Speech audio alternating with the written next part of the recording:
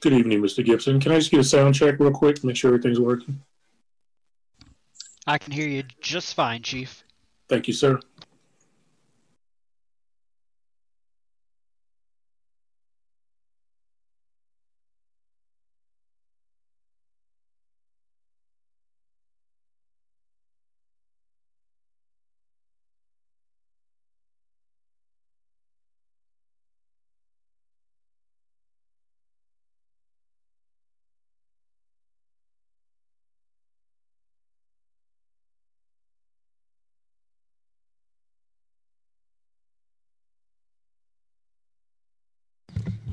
Good evening, everybody. Make it in.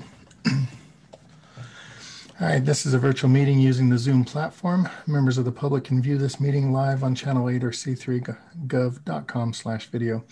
Live Spanish translation services are being provided for tonight's council study session by telephone. Please dial 720-386-9023 and use code 104091 *. If you are a council member, please be sure to have your video camera on and be mindful that we are streaming this meeting on Channel 8 and on our city's website. The chat function has been disabled to ensure that the public can see all portions of the meeting. The city clerk is the host of the meeting, and I and our IT director will be the co-host. For tonight's study session, council members and panelists will be able to unmute themselves when recognized. Please mute yourself when you have finished speaking to prevent disruptions. This time we'll call the study session to order. We have 4 presentations on the agenda for this evening. The first is a comprehensive plan City Council and Planning Commission roundtable. Would like to invite Jenny Oxmacher, principal planner, to lead the discussion. Good evening, Mr. Mayor, members of council. I'm very excited to be here tonight to introduce our consultant team for our comprehensive plan kickoff meeting. I'm also thrilled to have our planning commission members here as well. Before we get started, I just wanted to give a couple quick updates. We had our first Citizens Advisory Committee earlier in January, and so I just wanted to thank you all for appointing such thoughtful and engaged members to that committee. The meeting went very well. We've also had meetings with our staff working group and our technical advisory committee, and those meetings have gone great as well. So our next workshop with you all will be our visioning workshop, which I believe will take place in April. So I just wanted to get you all to start thinking about your vision for Commerce City in 2045 and at the build out of the community. So do we see Commerce City as currently the population is about 65,000. Are we going to get to 100,000, 150,000? Will we be a city of 250,000? How do you envision Commerce City developing? Is it going to be dense and urban or more suburban? Just a couple things to start thinking about to prepare for that April meeting. And lastly, before I introduce our consultant, I would like to introduce a new member of our Commerce City planning team. We have Jamie Rice, who has joined us. And so I just wanted to introduce you to her. She's going to be taking a more active role in the comprehensive planning update process. So you're always welcome to reach out to me with any questions, but Jamie will be an important resource as well. And with that, here's Josh Kuntz to take it away. Good evening, everyone. I'm just going to go ahead and share my screen. If I could. You should be able to now, Josh. Okay, thank you. And actually, John Househeel is here with us tonight too, and I'm going to let him do the introductions before we kick things off, or before we get into the discussion.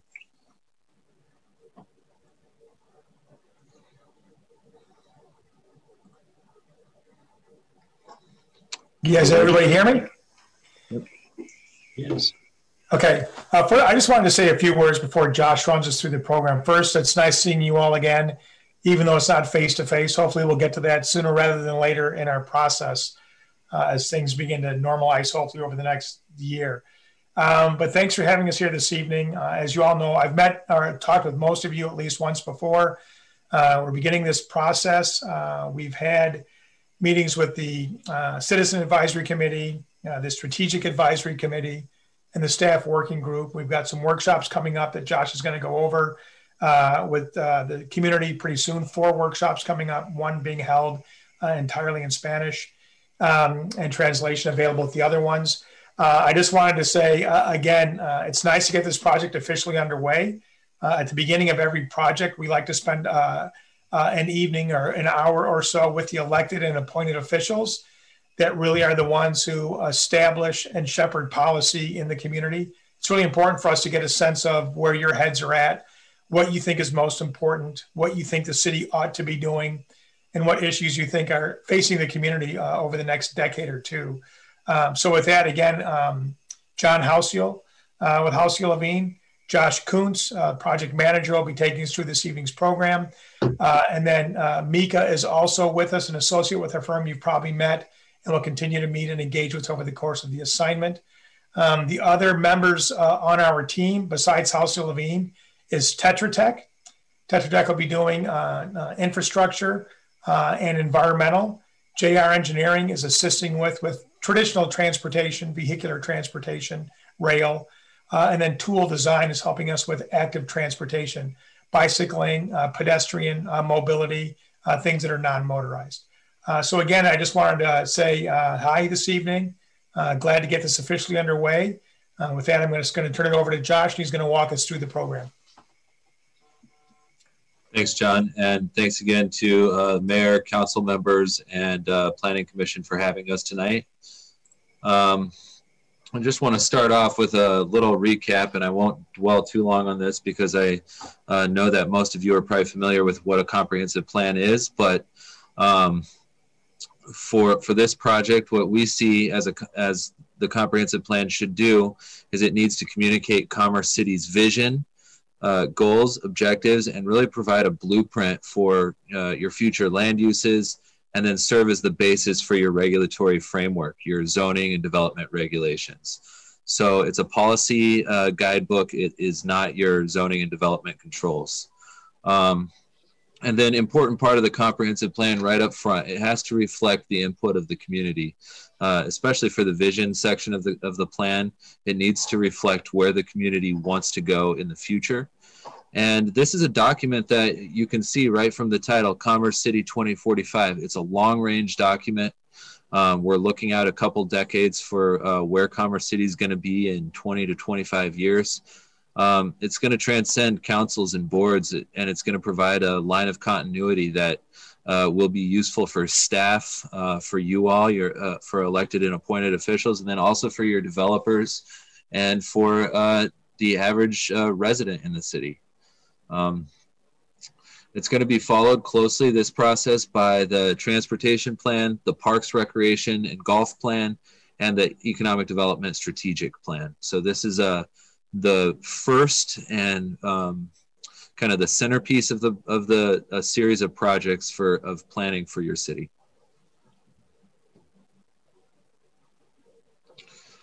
I'll breeze through these bullet points. Then I don't know if Jenny Axmacher wants to chime in here. This plan is also going to be governed by the comprehensive plan charter that's going to be designed to set those clear expectations for the project and communicate what the roles are for all participants, whether you're sitting where I am as a consultant. We really view ourselves as part of the planning staff team, or a staff member, or council member, commissioner, or a member of one of the various committees that's been put together to shepherd this process, a member of the CPAC or the CAC, TAC, or the staff working group. Jenny, did you want to say anything else about the charter? Yeah, thanks, Josh. I just want to let everyone know that we'll be bringing that document to council likely in March for review and approval, and that it just, as Josh mentioned, sets out clear expectations for the projects. Thank you. Thanks. Our planning process, we are looking at about 8 steps, but really when you think about planning for anything, whether it's a large process like this, multiple plans beginning with a comprehensive plan, or if you're planning a party in your backyard, you really need to think about 3 things: where you are right now, where you're going, and then how do you get there. So if you're looking at this series of project steps, really 1 through 4, steps 1 through 4 are where we are today in Commerce City. So one of the things about Hausiel Levine, we do planning all over the country. We're based in Chicago, but we've worked in I think, over 30 states at this point and done projects in over 300 communities across the country. But we do not come to Colorado or to Commerce City with a template that we try to wedge the community into. So what we need to do in steps 1 through 4 is listen to the community, establish a baseline of existing conditions, and get a firm understanding of where Commerce City is today. And then looking at step 5, the community vision, goals, and objectives. This is where are we going? Where do we want to go as a community? This is an aspirational statement, thinking ahead to 2045. What should Commerce City look like if the comprehensive plan is fully executed? And then lastly, steps 6 through 8, that's really where are we going? This is where we get into the development of the plan's core recommendations, its policies, its core elements, the sub-area plans, which are focused areas of the city that need special attention, and then get into the process of final plan documents and adoption. And you can see that community engagement, it's identified there in step 2, kicking off community engagement. That's something that really begins with step 1, with delivery of the website and the community questionnaire. And community engagement tools and activities extend from step 1 through step 8 throughout the process. So even though they're detailed, if you're looking at your project timeline, they're detailed in step 2. That's a process that's going to continue throughout the project.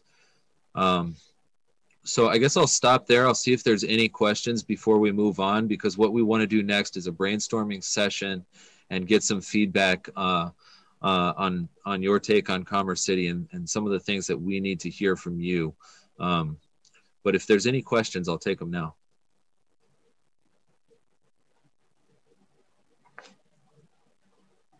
Are there any questions from council regarding this?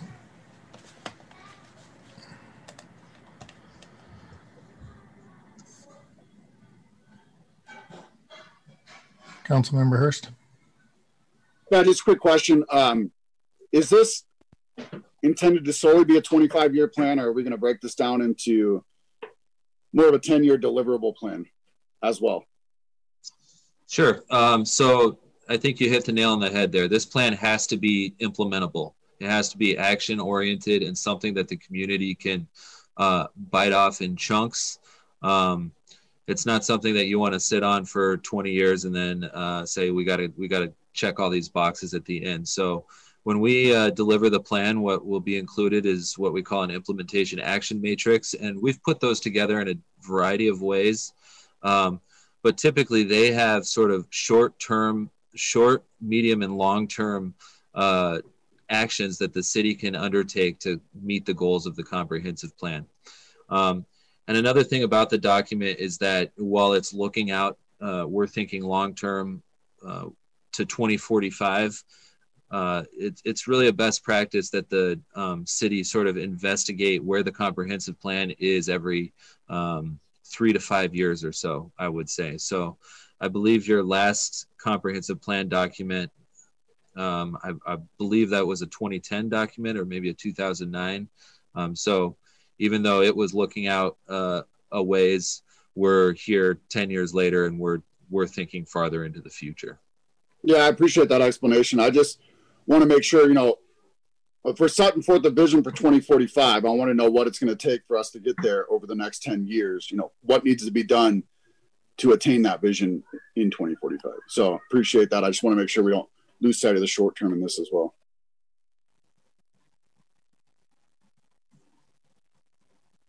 Are there any other questions at this time, Councilmember Noble? Yes, thank you very much. Will we be discussing the constraints also? It's one thing to have a vision for what Commerce City will be in 2045. It's quite another to consider the constraints that all communities are going to be facing for a variety of reasons, whether it be water, climate change, etc.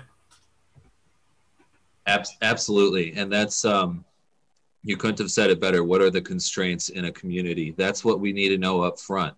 Some of the things, you know, of course, we do know a little bit about, having worked in Colorado in a variety of communities. We know about the constraints on water for communities. We're all experiencing the constraints of COVID and the uncertainty that comes along with that. So there's certain things that we absolutely know that communities are facing. But the first part of this process, these first few steps of the project are all about hearing what the issues and opportunities in Commerce City are and what are those constraints. And we're going to get even a little bit into that with you all tonight in the brainstorming questions that we have next. Thank you. Mr. Douglas? Thank you. My question is, since we had the comprehensive plan back in 2010, will this kind of mirror that process to kind of include maybe those timelines to fit into 2045, or will this be a different spinoff in a total different direction? Thank you. Councilmember, that's a great point. One of the things that is a fact with the comprehensive planning process is that we are, to a certain extent, we are updating your previous comprehensive plan. So if there's still things that are valid that need to be carried forward, whether it's a specific action or recommendation, or if it's a goal that's really still relevant for the community, we're not looking to throw out the old document. But if things are still things that the city is working towards, they can be rolled into this process. Absolutely. Yeah, the plans are iterative, and they need to build on existing plans and existing studies that the city has done. So not only your previous comprehensive plan, but some of your smaller area plans and studies that the city has that are still really recent and relevant. Those are going to be important to be considered as part of this process too.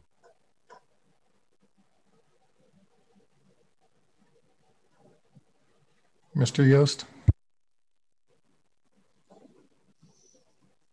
Josh, could you give us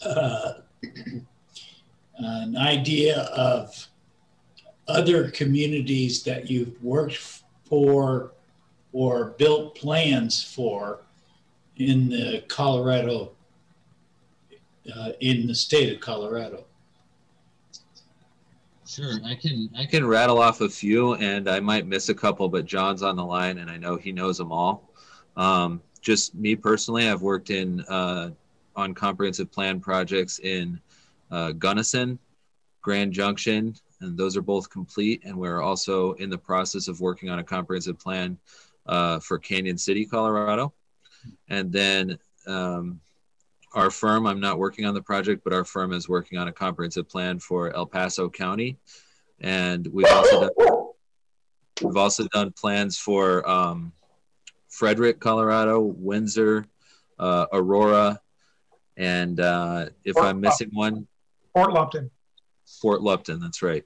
And we just started last week a sub-area plan in Frederick for a huge area right next to and adjacent to 25 as it heads north through Frederick. So we've done about 7 or 8 comprehensive plans and a sub-area plan and a zoning ordinance in Colorado. So quite a few. And that's just in the last 4 or 5 years. Thank you. That answers my question. Are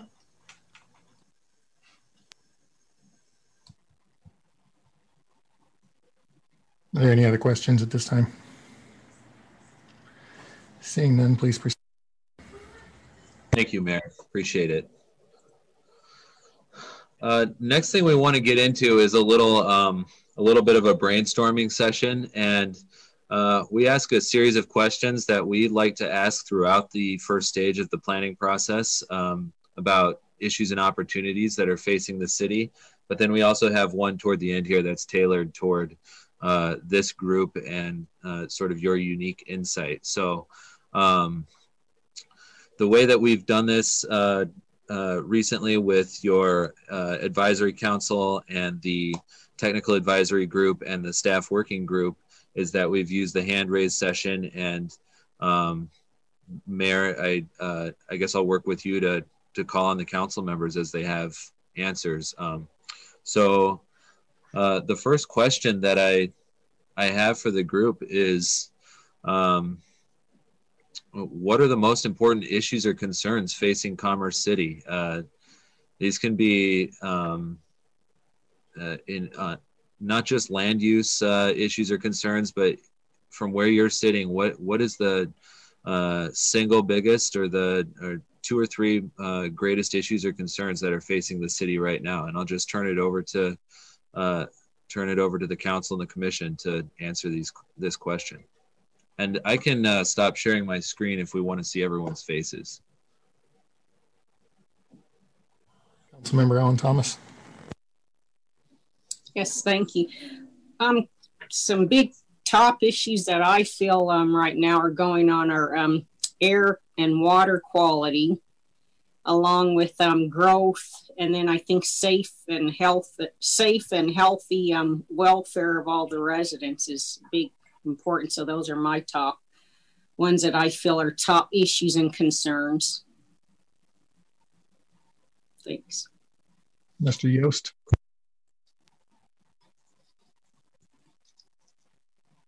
The concern that I have is that we're split into two different cities. One, the northern half, and put in between the northern and southern sections of Commerce City is the Rocky Mountain Arsenal. My concern or my objective is to marry those two separate entities into one. That's all I have. Yeah, thanks, Council. I just want to respond real quickly, Josh, to what Councilman Yost said. That's a really astute observation. And I would say in probably 60 to 80% of the comprehensive plans we've done across the country, and we've done a couple hundred, there's some perceived or actual division in the community. South of the tracks, north of the tracks, east of a highway, west of a highway, and here north or south, and the Arsenal and some of the other divide. Those divisions can really be cemented over time if you don't address them to find a way to unify the community. And it's often one area of the city feels as though they're not getting the investment or the treatment, or they're sort of forgotten about as another area becomes the shiny penny that's getting all the attention. So you're 100% spot on. And that's when cities can begin to decay from the inside out if those areas don't get brought into the fold as one community. So you're 100% spot on. Yeah. Mayor Pro Tem. I would second what David Yost was saying about the divide between the city. I think that just continues to be a huge issue. As much as I want to feel like it's getting better, I don't think that it is. And then also the retail, I think needs to be a strong push, getting more retail overall in the city. Yeah, thanks. What type of retail do you think is lacking in Commerce City? You know, I'm not sure, but I mean, it's definitely frustrating that, you know, again, we kind of go back to Prairie Center where there's like all this huge development and we don't have, you know, I mean, it would be great if we could get some type of like larger anchor type store and or mall to kind of go with that. But again, restaurants, I mean, we have State House 38, which is kind of like our first like more sit down restaurant in like the northern area. I think more establishments like that would be ideal. Sure, and I think that tracks exactly with what we're seeing, where people are increasingly looking to have those experiences, you know, a sit down restaurant, and that's definitely the kind of retail that cities are looking toward increasingly, as a lot of the other types of commerce is moving online. Councilmember Guardiola. Thank you, Mayor.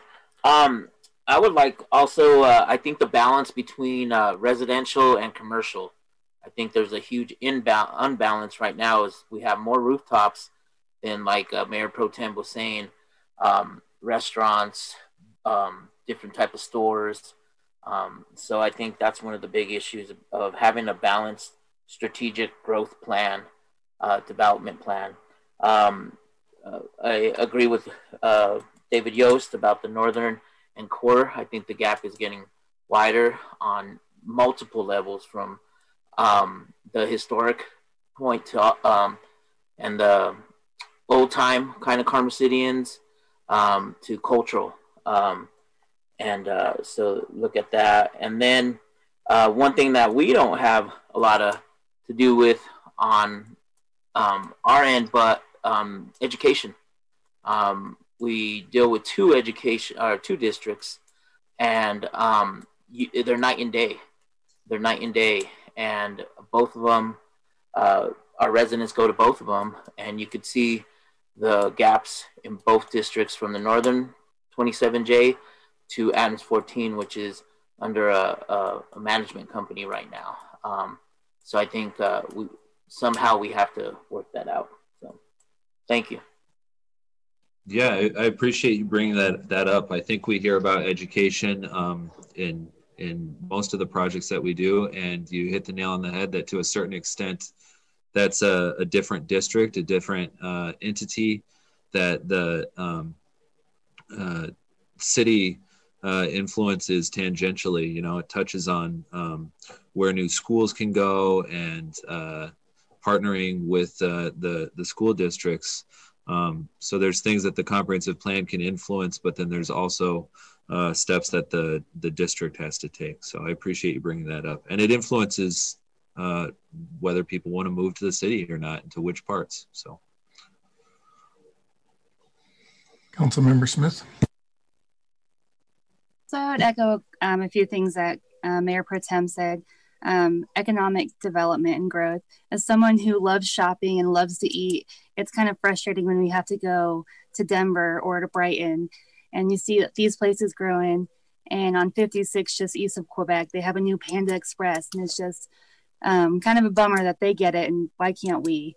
And then also, like Mr. Yost and Jose and Councilman Guardiola said, the divided city. There is, so I work on the ambulance in the city, and you can tell the difference between the southern part of the city and the northern range. And just there needs to be a way to build that bridge between the two. Yeah, thank you. Councilmember Hurst. Yeah, I have a couple things written down. So I agree with the balance discussion about residential and business. We really have to decide our growth, but in doing so, I think we have to take advantage of our location. I think standard retail is changing faster than ever before, and so putting all of our eggs in that basket may not be smart. So looking how we are going to adapt with those types of changes in the future, so we can have that balance and continue to have a business supportive tax base, that and a good place for people to live and work. Also agree with Councilman Guardiola on educational opportunities. I think at the very least, looking to partner with a community college or have some type of vocational program or something here in Commerce City. Specifically, I look towards the Mile High Greyhound Park. It's a great opportunity for us to get it right in that sense, with the corner that is kind of dedicated for educational purposes. And so I think that's something we can focus on. Business retention, at least in the short term. I think a long-term business development strategy would be business retention today, and looking for regulatory opportunities to help businesses grow in our city and want to stay here, or because nothing better will sell our city than successful businesses able to grow and continue to be plentiful here in Commerce City. So we can make all the marketing ploys we want, but if we have businesses failing here, that's never going to work. And so business retention has to be very important to us. And just new ideas on, I hear everybody, and I've always heard everybody talk about connecting the North and South, but I haven't heard one idea that stuck on how that's possible and one that works. And I agree that there's no silver bullet. There's not a suggestion coming from me that I know the answer to that, but we need some fresh ideas. I think good outside perspective on that. I've heard the mayor, proposed a city park idea that I thought was, a fantastic opportunity to, continue to bake as a good idea and see what we can get out of it and move forward. So yeah, I want to hear kind of outside of the box ideas too. I would kind of ask everybody, including, all of our citizens, to throw out your crazy idea, because it might work. You never know. I mean, there's a lot of things in play when crazy ideas.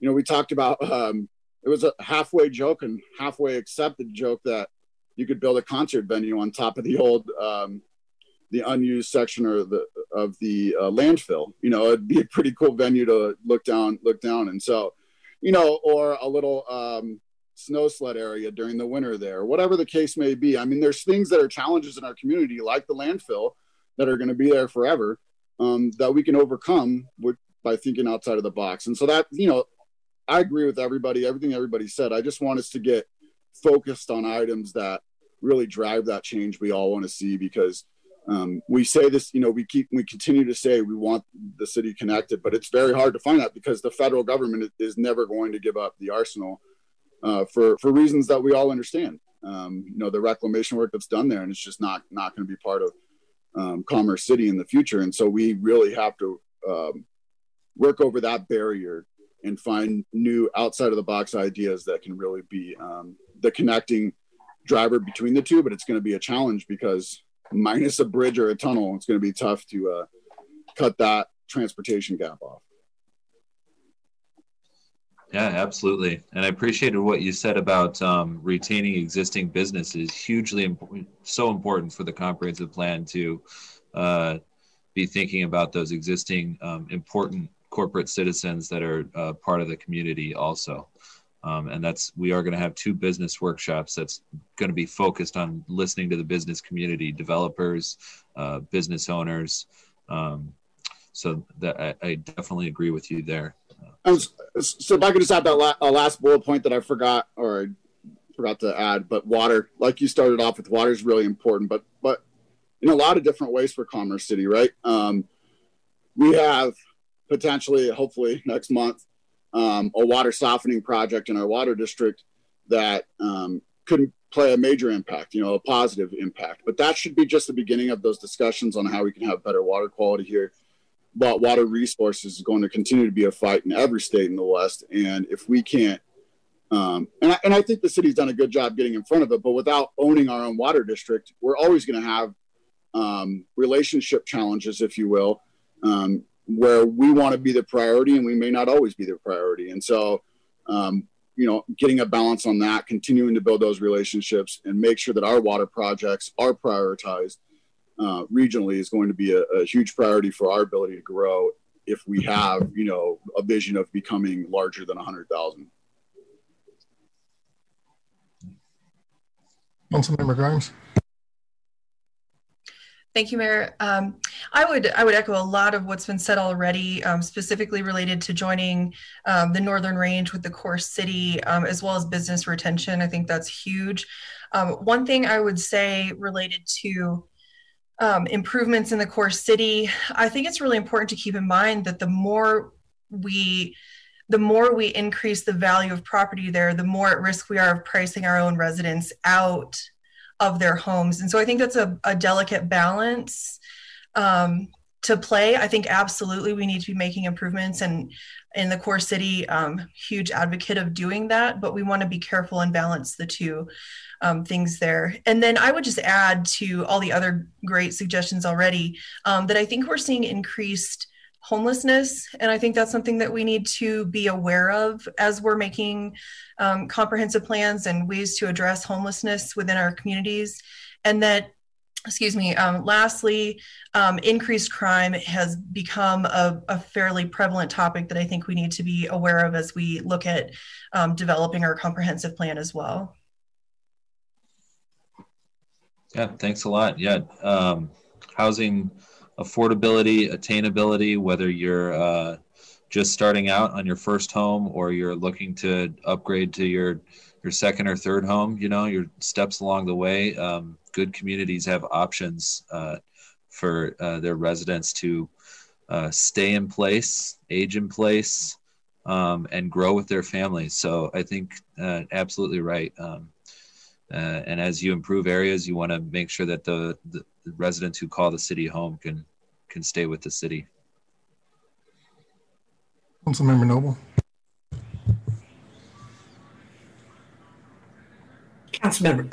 Commissioner Douglas was before me. Thank you. I'm going through all the council members, then I'll go through the commissioners. Would you like to speak? Oh, I'm sorry. I thought I heard Mr. Yost speak. I'd rather wait until the people who would already raise their hands, Mayor, get their opportunity to speak. Thank Mr. Popeil. Thank you, Mayor. And just so you know, Josh, I know some of you have called a few of us, you know, councilmen and councilwomen. We have planning commission here, quite a few of us. I think there's 7 of us on board with some of the alternates as well, too, Josh, just so you know. To me, no stone should be unturned. I mean, we look at our borders. I think all the borders could take a look at. I think, you know, just don't accept to me what the southern border of Commerce City could be or is now and what it could be. I think there's a tremendous opportunity to expand the successes of the southern part of along with the northern part, right? We've seen a tremendous amount of growth in the northern part with the residential side, which might not have some of the strengths that we're seeing in the southern side. I think that needs to be looked at. I think the northern half is seeing that residential side.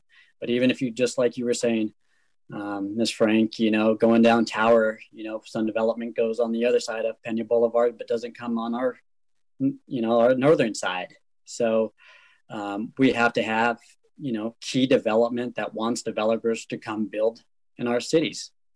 And that's part of this master plan that we have. And I think another great opportunity is, like you said, is looking at the borders, but also that north east half that borders DIA. I think there's a tremendous amount of land opportunities that could be a partnership potentially with Adams County that can become city of Commerce City land. I think that's something that we should definitely take a look at. Transit. Transit's huge, right? I mean, we've seen some transit stops that are going to help our city with the light rail. We've heard rumors about E470 potentially coming down that we cannot miss that opportunity, in my opinion. It needs to be part of our master plan to help people live and work in our city and transit down to whether it be Denver to the airport, wherever that might be. And then when we think big, right, Councilman Hurst said it. I mean, when I think of big, I think what are those key staples? I mean, I've heard of villages moving out of Denver. We know they want to move out of Denver. Where are they going to go, right? Commerce City comes to mind.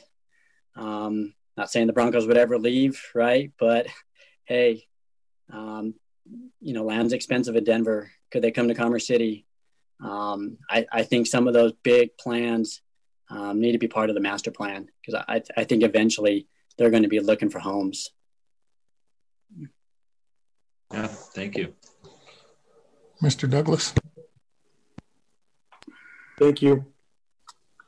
I had the opportunity to be part of the 2010 comprehensive plan, and then back then this northern area was on track to have high tech, and we were trying to change up looking like an industrial town.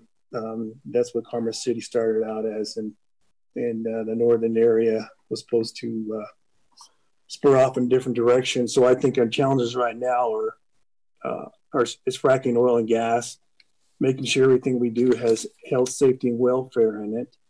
When it comes to transportation, it would be nice to have a spur in the northern area off of Tower Road with the existing light rail, because our road is built for a third outside lane of traffic, whether it's rail or car.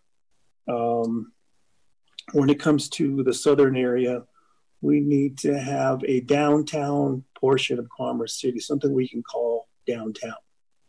I think that'd be great for a target center to bring in people into the south and actually have people actually travel to the north to the south with the Target Center when it comes to retail and attraction. High-tech secondary education, that would also put us on the map. And let's see.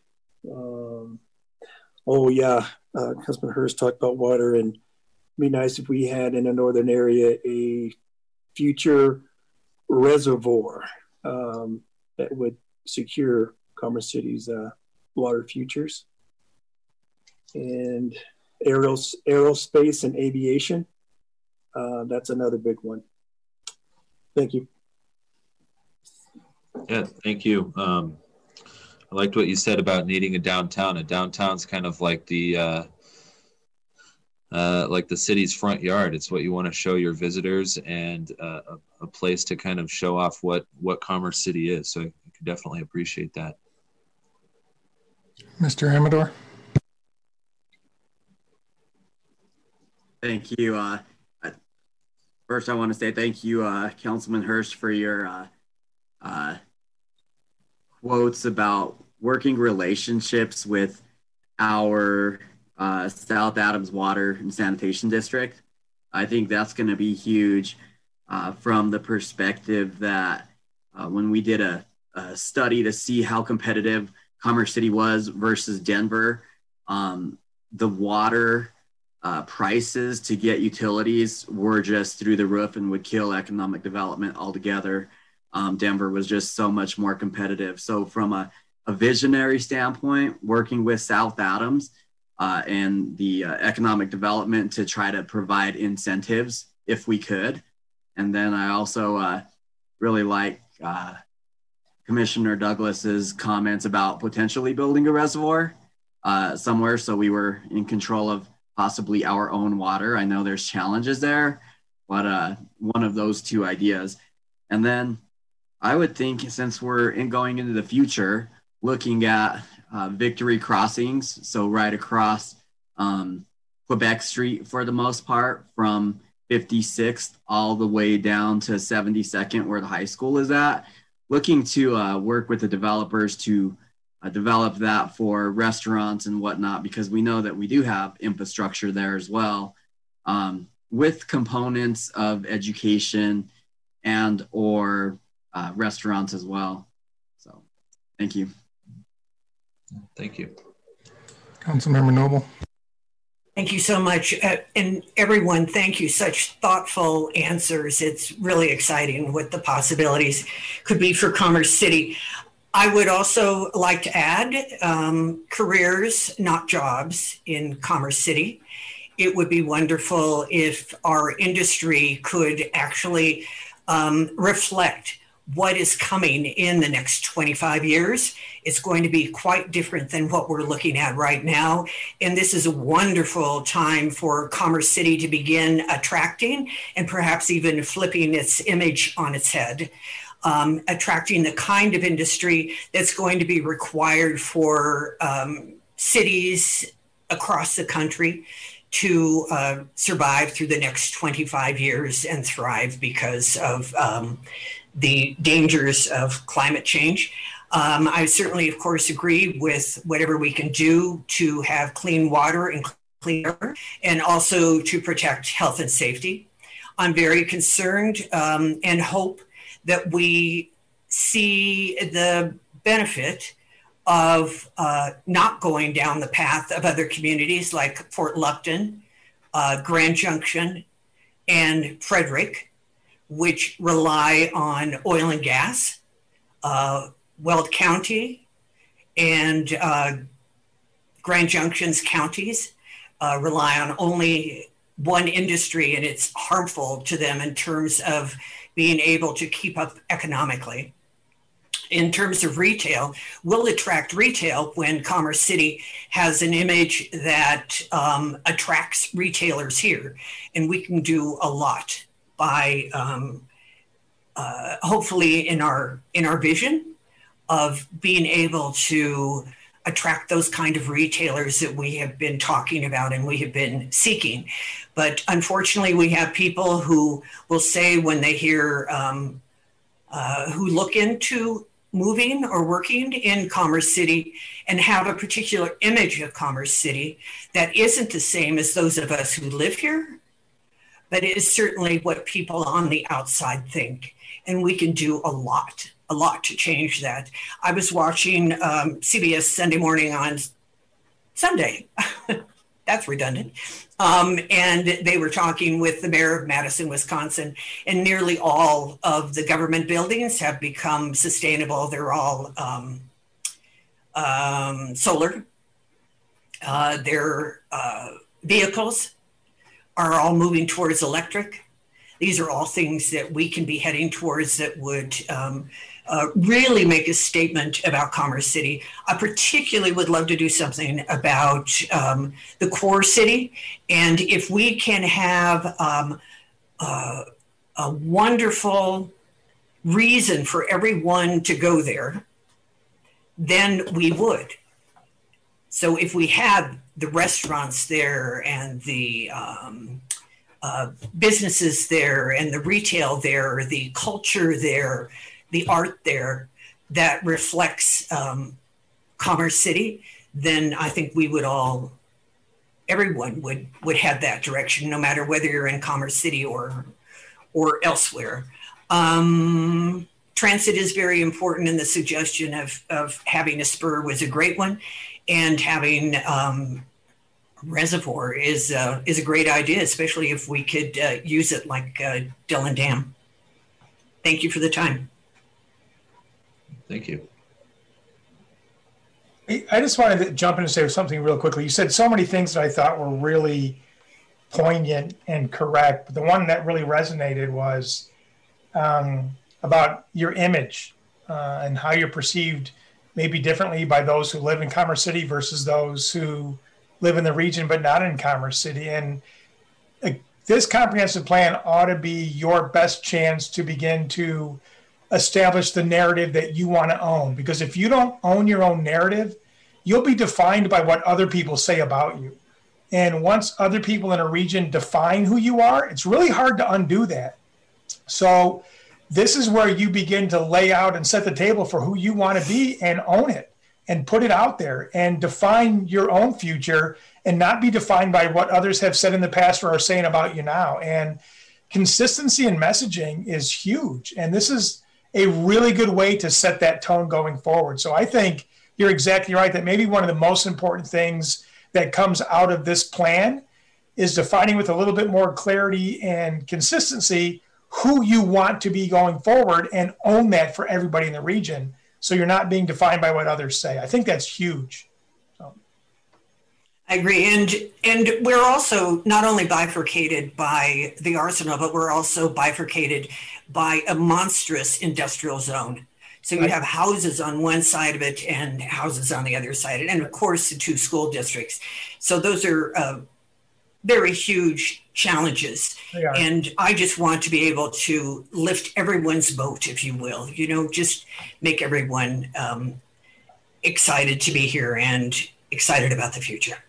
The other thing I'll say real quick is we're hearing about education, we're hearing about affordability, we're hearing about a chance to sort of reinvent who you are.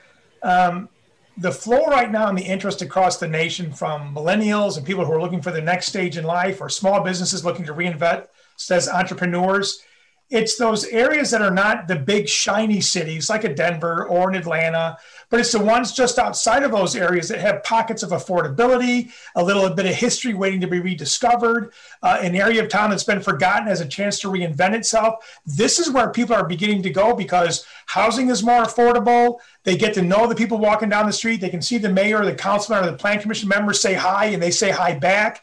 It's not too big. It's not too daunting. And it can really become an influential part of the community. So you're actually, I think, incredibly well positioned with opportunity and access for that next generation of investment and entrepreneur and sense of place.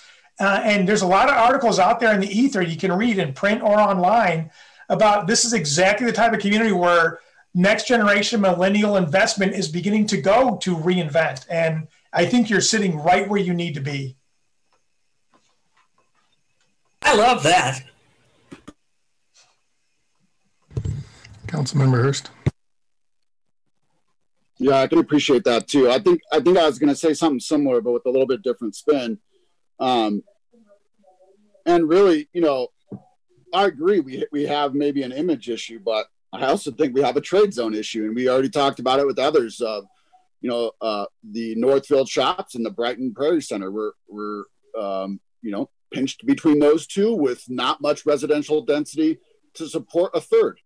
And so that's why I was trying to say we have to be realistic, and we can't be scared of what we are. I mean, our name is Commerce City. We have some of the most, if not the most important industries in our entire state. Take away oil and gas, we have over 200 transportation companies, and like 80% of construction trucking origins come from Commerce City. So our state is built out of Commerce City. We would feel it in 2 days if we shut down Commerce City businesses. Don't be scared of that. That is what drives our city. That's what we are. Why can't we look at the future as educational opportunities to educate folks to be electric trucks techs? You can't transition from diesel if you don't have people who can work on electric trucks. Our electrical infrastructure is the oldest in the state. It will never support electrification of trucking. We have no chance at that without millions into our electrical infrastructure in Commerce City. Those things aren't going to change in terms of the demand. The demand for trucking and delivering is supposed to raise by over 300% by 2045. So even if you start talking about driverless trucks, we have plenty to do with the growth of transportation in Commerce City and the adaptation towards electrification that we could be looking towards leading the industry or leading the state towards that. And really, it's for good reason. We need the upgrades the most, and we should get them first because this businesses are centralized here. But those come with their own set of challenges, and we would need to solve for those as well. And so, I guess the biggest thing for me is understanding and kind of developing that image has to align with everything else that we're talking about. If we want to grow and bring retail in, then we need more rooftops. Our trade zone is not going to support a large retail center if we don't. And so because we like we just talked about, we're already pinched between the two. And so we really have to have a holistic approach about the message that we're sending, because we can't want one thing and deny another that would support, getting to that final goal. And so everything that's been talked about here are great ideas. I just think the significance of having a team to put this all together is taking those ideas and blending them into a long-term vision that is sustainable, that we can deliver on,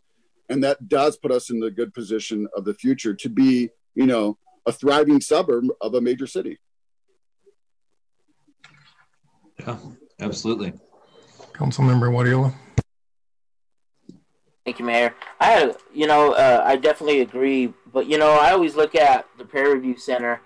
There's no rooftops over there, right? And then there's Bar Lake across, and I get what you're saying, Councilman Hurst.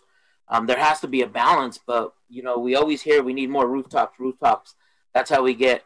And I don't know what happened in Brighton, but there's no rooftops around there. Now there is.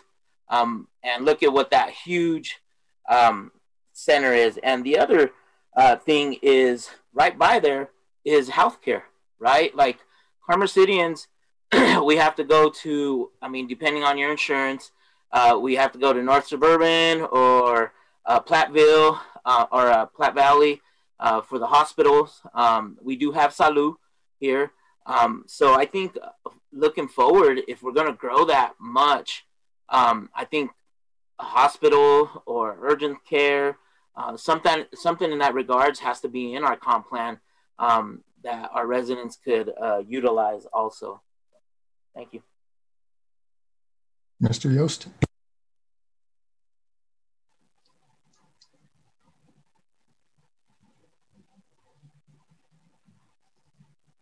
Image is everything. Image is everything. I've lived in Colorado for 63 years. And Commerce City has always been, how should I say, the armpit of the Denver Metroplex. My vision is to change that. branding and letting people know that Commerce City is one of the best places and the most affordable places to live within the Denver Metroplex is paramount. Thank you. Councilmember Hurst. Yeah, Councilman Guardiola, the only thing I would say about Brighton is when you market something like that, they look at it's a regional impact because of what their, you know, staple facility is Target and Home Depot. And so they're looking at a regional, and then they have frontage to an interstate. And that's where we have to be realistic with ourselves, is what I'm saying. Is if we had interstate frontage like Stapleton or like the Northfield Shopping Center does, or like the one in Brighton, we would have a huge piece of what it takes to bring in one of those. But without open land on a interstate frontage, we have some challenges. And that's why I'm trying to say our trade zone isn't perfect. And so we're going to have to think outside of the box and adapt to what's available to come into a trade zone that's like ours. And, you know, some of the development now may not look like it's trending to help us. But one of the biggest things I hear from a restaurant perspective is, you're a bedroom community. You only can support dinner. You can't support lunches. There's no jobs in the community up there. So how are we supposed to continue to have a full day business? You know, we can't pay rent if we're only having one shift. And so those are the types of things that drive daytime spending that will help drive in other businesses. And so, again, I think you're on the same boat as me, Councilman Guardiola, is finding that balance that works. That's the, you know, $1 million question, I guess you would say, is what is that perfect balance to make this a fine place to live, but also balance with enough commercial and retail to kind of support all of those other, you know, amenities that come along with that density and that ability to have that in our town and support that. Councilmember Noble.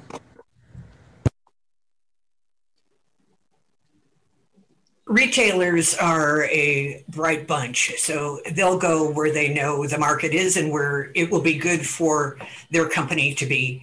So right now, we're not being the kind of city that attracts retail. And that's what I hope that we can move towards. The other issue that we haven't brought up, and I think we need to look at also, is the high cost of metro districts in Commerce City.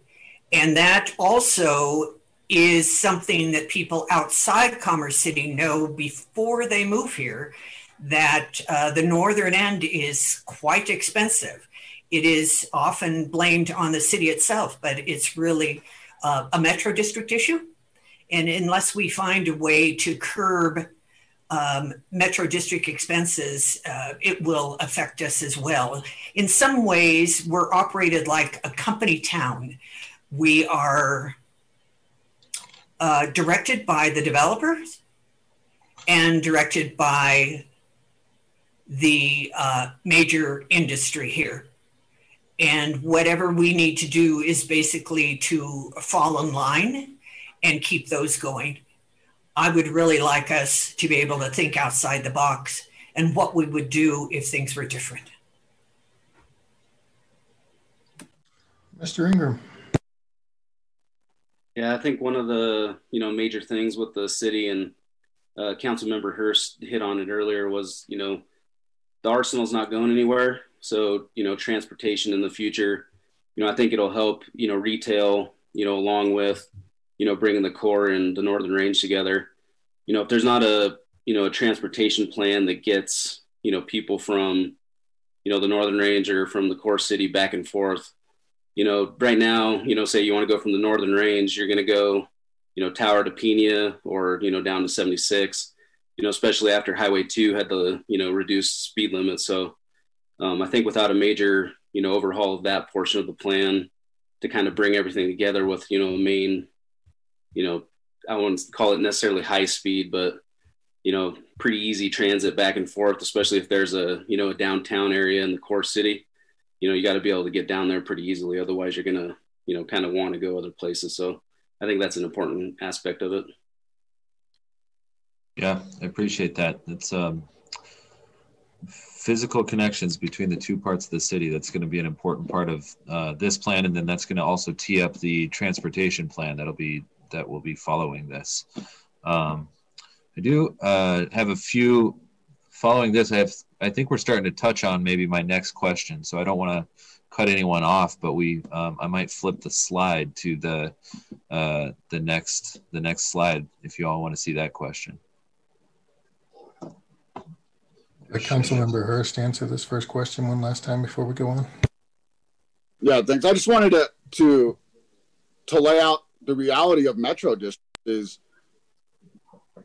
we voted for that. I mean, we're not going to switch up and have everybody in the South pay for development in the North. And so that is your plan towards development. So we can either stop developing and start paying for it up front, because the only way to get new development without the city first putting in all the roads and everything else is to either be non-competitive with our neighbors or pay for it all up front on ourselves and really commit to growth from the city's pocketbook instead of passing it on to a metro district.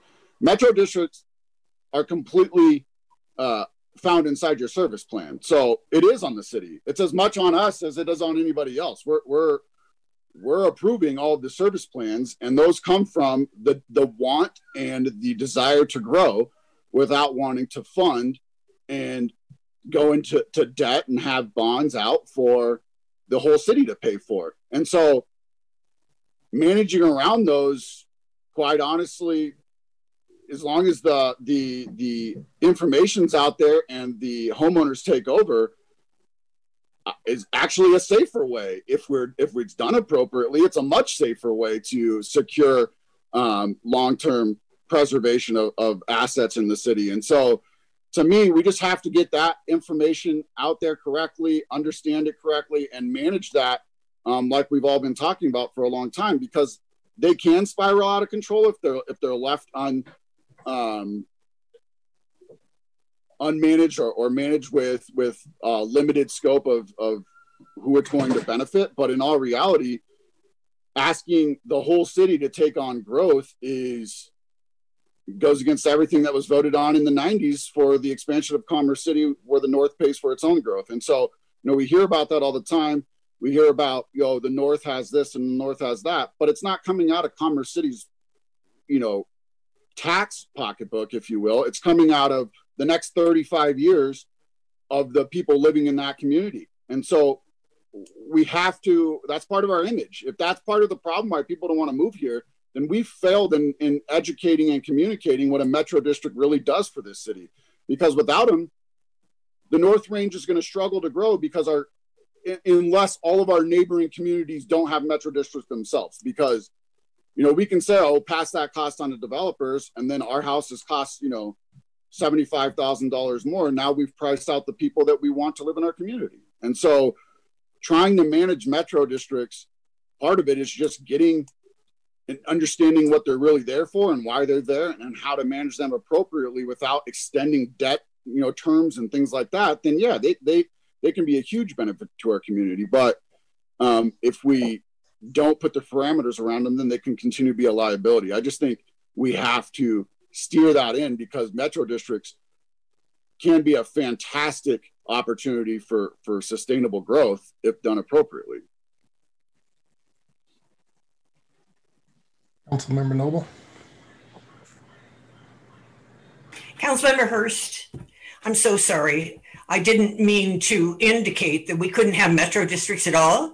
That wasn't what I was trying to imply. I completely agree that we need to do something about service plans. I'm merely saying that these have become quite expensive, and there are people who are saying they're moving. I know you see that yourself on social media because of the expenses. So it's something we need to look at in terms of mill levies. In January of last year, we voted for an investigation of metro districts and service plans, and to date, that has not occurred. I had asked for a commission at the time, but that was voted down. But it was on your motion, Councilmember Hurst, that we asked to move forward with an investigation. And I look forward to that occurring, because we do need a better handle on it in order to make this not only affordable, but affordable for the long term. You don't want it to be affordable just the first or second year before the real taxes kick in. Yeah, and I think that was generated because I've seen how a good metro district can be ran. And then you hear all the nasty stories, you know, through social media or whatever on the more expensive or bad metro districts. And so it would be good to get some clarification because you know, there are experiences that are really good metro districts in the North Range, and then there's some that are not necessarily pleasing all of their residents. Mr. Douglas. Thank you. I just wanted to add too that Commerce City is the logistic hub of Colorado. Not only do we have we have rail that comes in with logistics, we also have a lot of truck terminals. We have Highway 76, Highway 85, E470, 270, Highway 2, and then we have our east and west corridors, 120 to 104 to 96. So we have many ways of logistics coming in. And keep in mind, we passed a 1% sales tax back in 2013. So that helps stabilize our revenue when it comes to future budgets. And then when it comes to metro districts, it's not opposing metro districts, it's a way of structuring them so that, yes, their infrastructure is paid, but going forward, maybe the parks and recs can be part of Commerce City of the 1% sales tax. That way it would lessen the burden on the taxpayer. Thank you.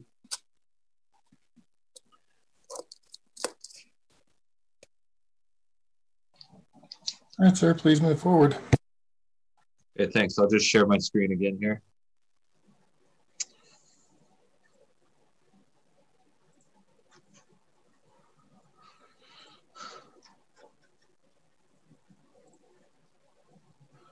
Okay, so the next question that I want to pose to everyone is, what are some projects, some specific projects or policies that you would like to see undertaken in the next 10 to 20 years to make Commerce City a better place? So what the question's looking for here is specificity. So connecting the North and the South, how would you do it? What would you connect the North to the South with? Would it be a new road? Would it be a bridge? Would there be some policies or things that could affect that connection? So rather than just say connect the two, I think what we want to get at is what specifically would you do? This could be something that you've always sort of had in mind would be a good idea, or something that you've thought of as you've heard your fellow commissioners or council members tonight, or anything like that. So what are some specific projects, actions, policies that you would like to see over the next 10 to 20 years? And I'd love to hear from some of the council members or commissioners who haven't spoken yet also, if possible. Thank you. I think one of the ways real quick to think about this, and so, you know, sort of like to put some humor into it, when we work with community audiences where the Plan Commission and the City Council are not present, the way we pose the question is, let's say tomorrow the City Council and Plan Commission up and move to Naples, and no one is here driving the ship, and everybody's looking at you and say, okay, you're in charge. You pick the top 3 things we can do to make this a better place. What are those top 3 things? Be specific. And it's all on you. We'll back your play, but you pick the 3 things we need to do to make this a better place. City Council's gone. It's your call. And we sort of put people on the spot and say, what would you pick if you had to identify 3 specific things to do to make Commerce City a better place? And it was your call.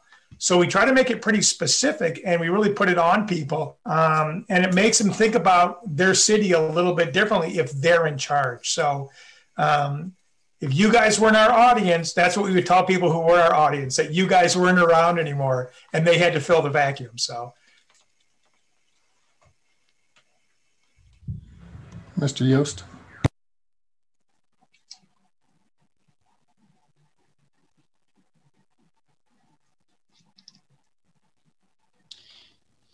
Thank you. One of the visions that I have is an old town, a spot in Derby, probably around the post office, where we could build a old town, where there would be a pavilion, a park, a meeting place, concerts, shops, restaurants, that both the northern and southern communities could congregate. Similar to what Arvada put, or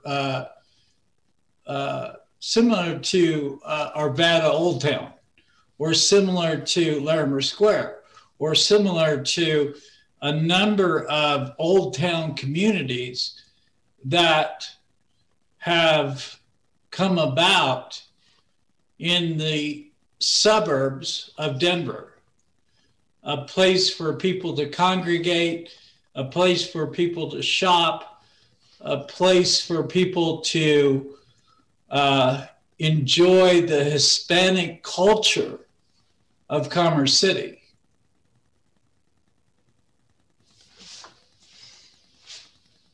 Done. So downtown square, public area, a traditional downtown. Yeah, exactly. Thank you. Councilmember Wadiola. Yeah, just kind of piggybacking off that, a cultural center. I know myself and Councilman Hurst sit on the Cultural Council, and we're always looking for a location. And I know there's some works in a couple different areas of this, but just kind of like what Mr. David Yost said, Derby would be an ideal place, but if it's not in Derby, somewhere where, we could bring in live bands, we could bring in theater, we could bring in different things, we could have our art show there. I think a cultural center that supports all the arts. And I think and I know we're working on it now, but equal representation from the northern and the core city. I know that's on our work plan, but as the north grows, it will outnumber the residents. I don't know by how much, but I know it's going to be a lot compared to the core. And I think we have to have a balance and equal representation who sits on this council, so it could never be unbalanced. And I know Robert has done some work, and we're going to be hearing some presentations, but I think that has to get done. If not this year or in the next 5 years, it has to get done before full growth up in the north. Yeah. The cultural center kind of pairs nicely with the traditional downtown as well. Yeah. Mayor Pro Tem. So kind of in the Derby context, I would love to see something similar to like the art district in Denver, like the Santa Fe Art District. I think Derby would be a really great spot to have something like that, and do those Friday night art walks or something, and bring in the food trucks, because hopefully that would kind of help to bridge the gap and get people from the north down to the south. And then also, again, on the food truck thing, it would be great if we had, and I know there's a place that does this, and I can't remember the name, but where they bring in all the food trucks, and then they have like the central court that you can eat, but you can go pick from all the different food courts. That's another idea of something, to have. I just forget the name of it. I think that's all I have. Yeah, that's a great idea. One of the communities that we worked in had a food truck park where day to day, every single day, it was a kind of a normal downtown park, nice park, and it had around the edges, it had all the proper hookups for food trucks so that they could put on a food truck festival on the weekends. It was a great idea. Mr. Ingram? Yeah, I think one of the things that, I'd like to see, and, in the previous question, Councilmember Hurst, alluded to it. I think, Commerce City as a whole, embracing the industrial, part of the city and investing in, utility upgrades, or, even in the industrial area, say around, Suncor and that kind of area, to actually, bring all the utilities up and to, maybe encourage or, assist with beautification and stuff like that along the roadways or around the areas to kind of bring the, that section of the city, up to the, the standards of, modernization of everything. So, I think that's something that we can invest in and really embrace, instead of trying to, say that, we're going to move away from being an industrial city altogether, but just kind of modernize the industrial portion of the city. Sure, that's a great point. There's examples out there of some great looking industrial areas with beautiful landscaping that can be real assets to communities. Councilmember Guardiola. Mayor, a specific project is getting Irondale complete. I think we've been working on it long enough, and we've set money aside, but, Rosemary and 88th, they're in design or whatever, but I think in the next 10 to 20 years, that Irondale area, there's some streets that are not even paved still. So I think Irondale is a specific project that I'd like to see to make it a better place. Also, we work on it every year, is the flyovers, either on 120th or 104th. The trains keep being an issue for our city, and will continue to be an issue until we either get enough funding with the collaboration of our partners, other cities, for 104th or 120th. So those, I think the 10 to 20 year mark, those two come to mind right now. Thank you. Yeah, absolutely. And those are a flyover. That's the kind of project that you really need to think long-term for. Those are costly projects. Councilmember Grimes. Thank you, Mayor. Derby has been an important area to me too. I hear that from a lot of council members, and it's unfortunate that we haven't been able to gain traction there yet, but I think it has a lot of potential. And I think we already kind of have the structure of what looks like an old town, or, the beginnings of a Larimer Square. I think somebody commented that was kind of the look and feel that they wanted. It's there, the bones are there, and we need to just get traction and start, advertising for that part of the city, and starting to, look for establishments that want to be there. And I think you even have the opportunity to, there's part of that street there, I think it's 72nd. That's a great spot for food trucks. It's already there. We need to put the plans together to make it happen. And some of that is bringing in new establishments. Some of it sounds like we just want to have the opportunity to do something like bring in a live band or a food truck or a group of food trucks and start building that community around a place for people to go from both the North Range and the core city. And it exists already. We just need to put the plans together. Yeah, that's a great point too. The good bones of the traditional street grid, that can't be discounted when you're thinking about that traditional downtown. There's you just have to look at an aerial to see that some of those things exist already in that area, for sure. Councilmember Hurst. Yeah, I definitely would leave with transportation, and for a lot of different reasons. One of the things that I hear a lot of people talking about are town centers, our district. I fully agree.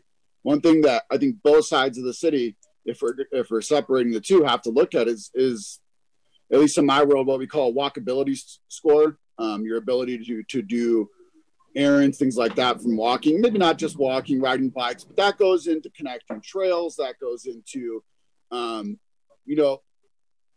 not having a full-on reliance of cars.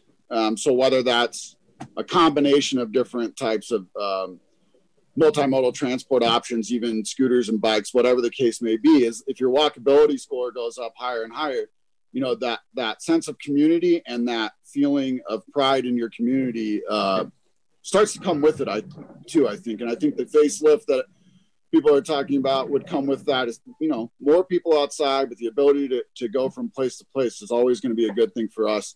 And not always focus on expanding from a landmass standpoint, if you will. I think sports fields, we have some great sports fields. No discount to that whatsoever. But I know people that in the North Range go play softball in Brighton because it's closer. It's just easier to do after work or whatever the case may be after they pick up their kids.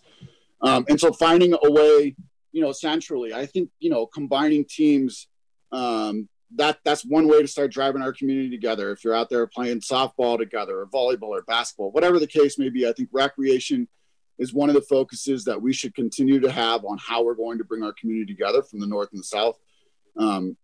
Not everybody can recreate in the same way, but if there's options out there, that's a great opportunity to find people who have hobbies as you, and a great way to connect with your community. So I touched on trail connection, but in the Irondale update in the downtown, I think, investing like we've talked about over and over again in the light rail station in that area really would show, our ability to keep a viable train location, which would only help us in the future if we were trying to secure a second location on a separate rail spur, like we were talking about.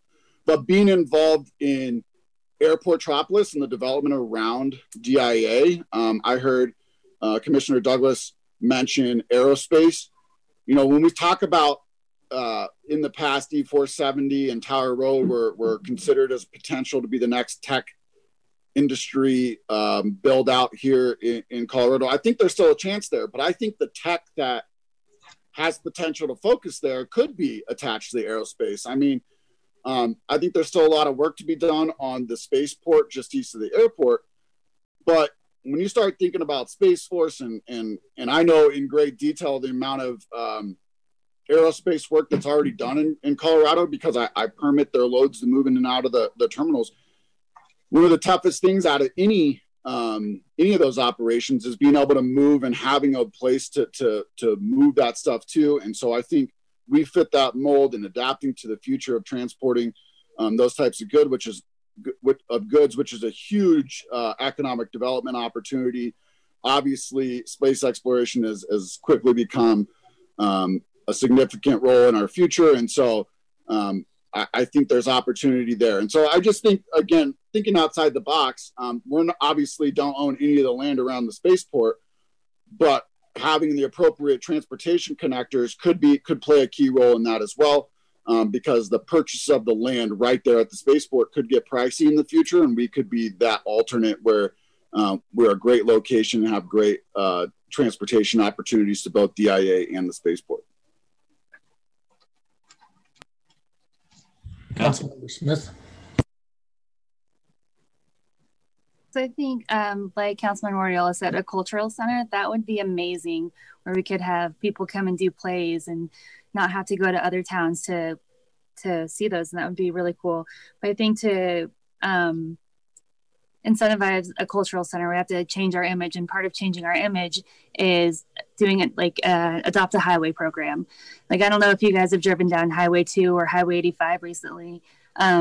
There's a lot of trash there, but there's also a lot of businesses who want to do the Adopt a Highway so they can help out with the city, kind of help their city as well.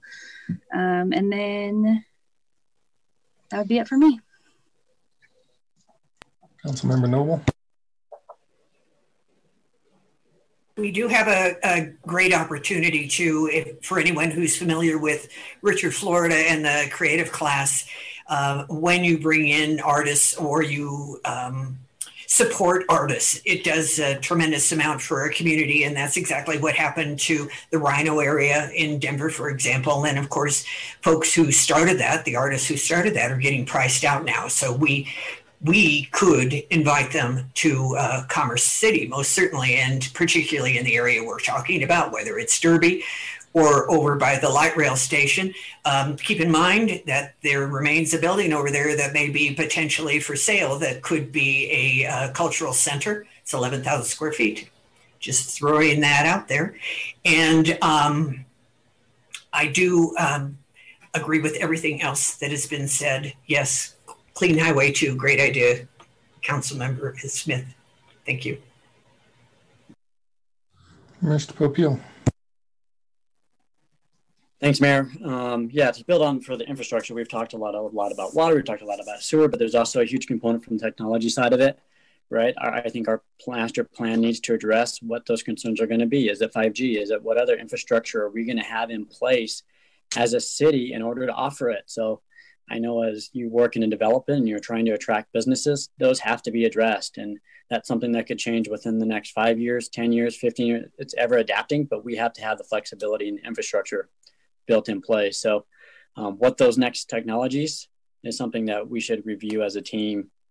And then just to build, I know we've talked a lot about kind of that tower and E470 corridor. I don't feel like we have a great plan in our previous plan of what we're doing along E470, along our eastern border. I think that's something we should get aligned in as a group of what that wants to be. We've seen proposals come across our desk that have come to you all. It has some housing, but it doesn't feel like it's wrapped up into a bigger vision. I think we need a vision of that eastern border of our city. Good. I like that you mentioned broadband in your list of infrastructure. Really important. We're all using it right now. So the rise of the Zoom town, being able to do your work from anywhere and then go out and experience your community. And yeah, I think you're absolutely right about the way that infrastructure needs are critical, and they're also shifting. So appreciate that. Councilmember Grimes. Thank you, Mayor. I'm just thinking also about Dick's Sporting Goods Field and what a diamond in the rough that could be for the core part of the city, not just for sporting, which it's already used for, soccer. But I'm thinking it goes unused a lot, and it's a kind of it's a concert venue, and it's not being used that way, right? And that's a great way to attract people to an area that they maybe wouldn't otherwise go. So I don't know if there's a way to partner with with Kroenke and the city to work towards bringing more concerts in there. I know we do have the Fish concert in the summer, but that's really the only one, right? And so it seems like that'd be a great way to start an image transition, get people here so they can see what we have. And we do have the opportunity to put cultural things out there, like a music venue.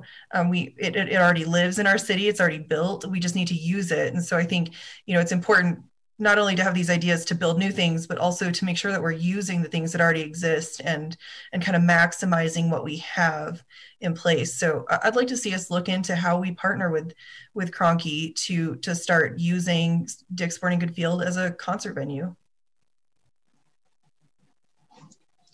Yeah, great idea. What an asset that you have there. Absolutely.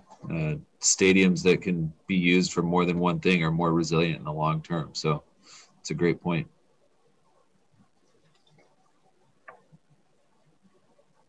Any other questions or comments from council or the commission? Councilmember Noble. Thanks again. Councilmember Grimes, it's a great idea, but it reminds me of something else, is that in terms of planning, that we need to be thinking about the kind of uses that we put together that border each other. So, for example, Dick's Sporting Goods now has homes across the street from it in the Stapleton area, of course. And I know that some neighbors who live just down the road across Quebec can definitely hear the Fish concert during the week that it plays, and are happy when that week is over with. So it's something that we need to think about as we move forward is perhaps our planning and the development has been kind of loosey-goosey, and everything is called the planned unit development, and everything just kind of goes everywhere.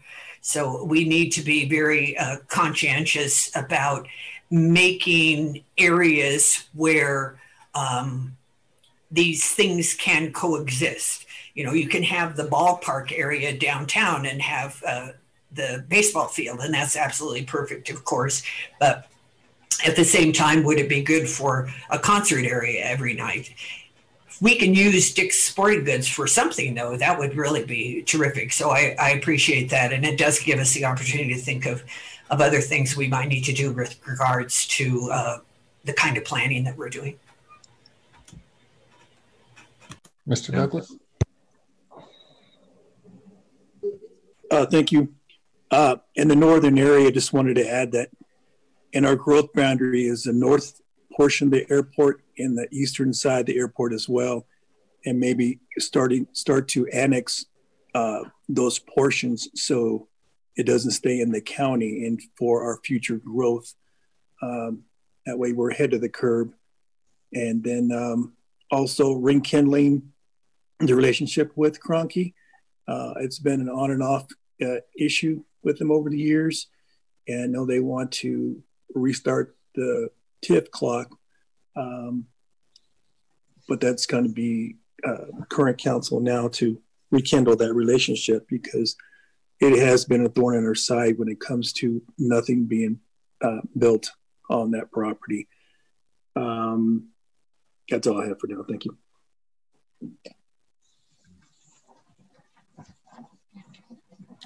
Any other comments or questions from any of the council members or commissioners? Mr. Kamak? Yes, I've been part of these kinds of committees 3 times before. The last one was 10 years ago for Commerce City, and one of the big issues that I think we failed, like Mr. Propil said, it gave us a direction, it gave us a goal, but it didn't outline the roadmap to get there. And most of these things take money, and most of the money is generated either through taxes on residential properties or through businesses. And the point is, if we don't have businesses, if we don't have jobs in the Northern Range, then it will continue to be a bedroom community forever and ever and ever. So if I was mayor or God for a day and the council moved to, where was it? Greece? I would get on the economic development bandwagon and bring consultants in, hire enough people to do the best job in the Front Range. Because if we don't, there's other people that are competing for the same growth pieces that we are, and they're doing a better job right now. And if we don't have jobs up in the Front Range, then all these things are dreams, not probably realities.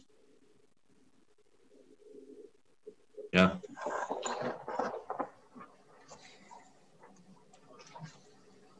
Any other questions or comments? Seeing none, please move on, sir. Thank you, Mayor.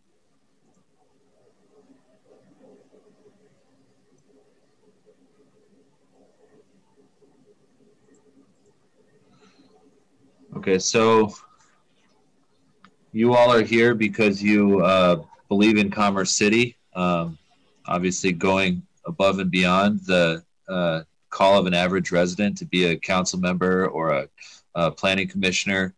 You know, just like John was saying, if we were out with a group of residents, we would say, here's your rapid fire round, just shout it out. But we probably don't want to do that on a Zoom. But what are some of the top assets and strengths of the community? What makes you love Commerce City, stay in Commerce City, invest in Commerce City? Why did you buy a home here, start a business here? What are the top assets and strengths that make Commerce City what it is today?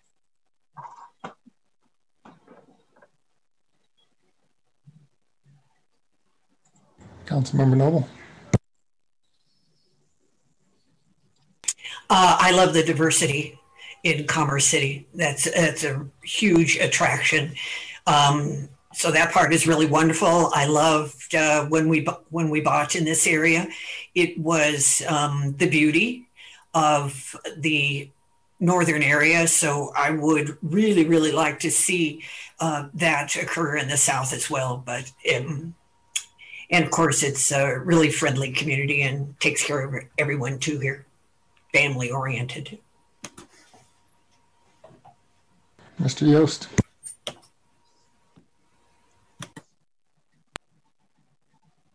I bought my home up here because I saw opportunity for Commerce City to grow. And I've been witnessing that for the last 15 years. And my commitment is that we continue on that same plane for the next 50 years.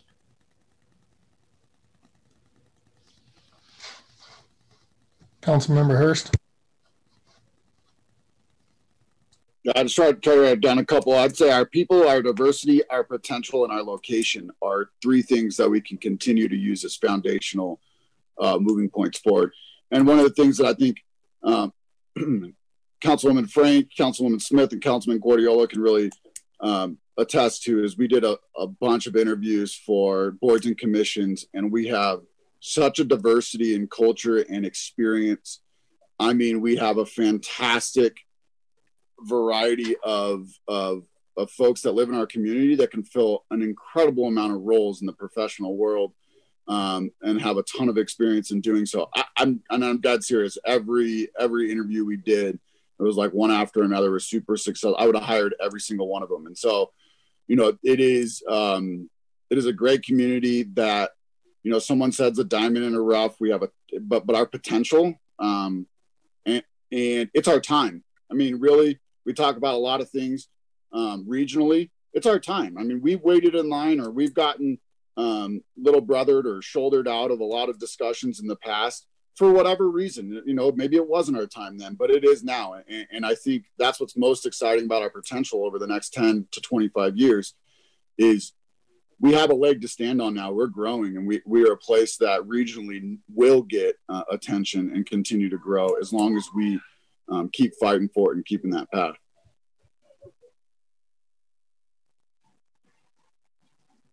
Councilmember Alan Thomas. Yes, thank you, Mayor. And well, I've been in Commerce City all my life, so I think, you know, some of the greatest assets is seeing the growth up in the north, plus the continuous growth and development in the south. And so I think it's really great also that we have affordable housing still compared to a lot of other communities. And we are a prime location for a lot of residents. You know, we're centrally located. You can get to Denver, a lot of other cities within 15 to 20 minutes. So, you know, I just love being in Commerce City and watching the growth, and especially witnessing the development up in the north, because when I grew up, that was just vacant land. So watching all of that being developed, I contribute that to all the previous mayors and city council of Commerce City, because that used to be where I learned how to drive a car, and now seeing that development is amazing. Councilmember Grimes. Thank you, Mayor. I like that comment, Councilmember Alan Thomas. It's where you learn to drive a car. Anyway, I would say most of what I was going to say has already been covered. Diversity is huge, and I think it's what attracts a lot of us to Commerce City. Also, we have room to grow. Not only are we growing now in the Northern Range, but we have land to continue growing on. And if we, you know, work together, we can really maximize that acreage to be good for the whole city. Yeah, I think those were kind of my two main points: acreage to grow and the diversity of the community. Councilmember Guardiola. Mayor, you know, I think one of the things that always attracted us here, and we've been here since the early 80s, is the small town feel. And I think we still have it. A lot of the folks that I grew up with just moved down Highway 2 or I-76 to 104th, 112th, 120th, but they're still in the city, in Commerce City. So I still see that. Also the potential that Commerce City has. We've lived, a lot of us that have been here for a long, long time have lived through the bad reputation that Commerce City has had. And, you know, we talked about the re-imaging. And when you asked this question, that's one thing that I thought, how could I help as a resident since 1983 help re-image my city? Because I know what our city really is. It's not what folks, you know, say or put on social media. It really isn't. And I think we could do a better job of that. And I think we're getting there. But the potential that Commerce City has to be a great city for a lot of working class cities, working class residents and the middle class. And so those are a couple things. You know, the diversity, we do have tons of great diversity, but we still have a long ways to go on how we support everyone in our city. Being a city that's 50% Latino, and with that 50%, a lot of undocumented folks that are our neighbors and live in the city still don't feel supported. So with diversity, I think we have to go an extra step for all our residents. But it's been a great city to me and my family, and will continue for hopefully my son. Mr. Douglas. Thank you, Mayor.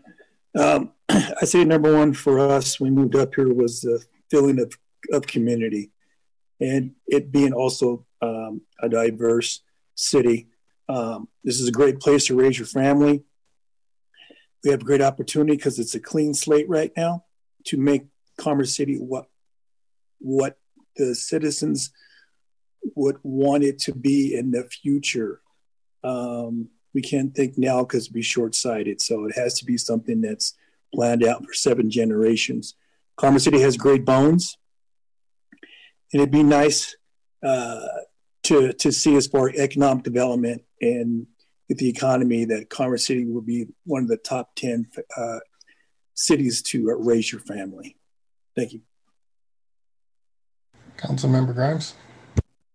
Thank you, Mayor. I knew I had one more. You know, and the more we grow, this may not be the case, but anyone who's had to commute to downtown knows that I-76 is the last good commute from the suburbs to downtown. And so I think that's a huge asset. But as I said, as we grow, maybe that isn't the case anymore. But right now, excellent commute. Any other questions or comments from council members or commissioners? Seeing none, please proceed. Thank you, Mayor.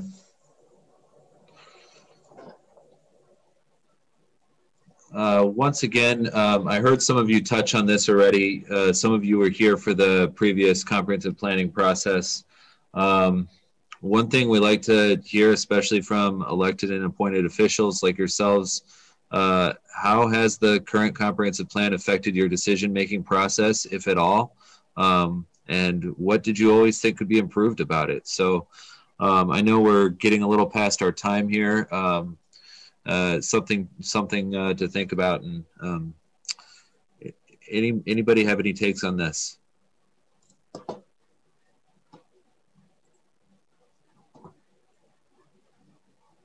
Mr. Douglas.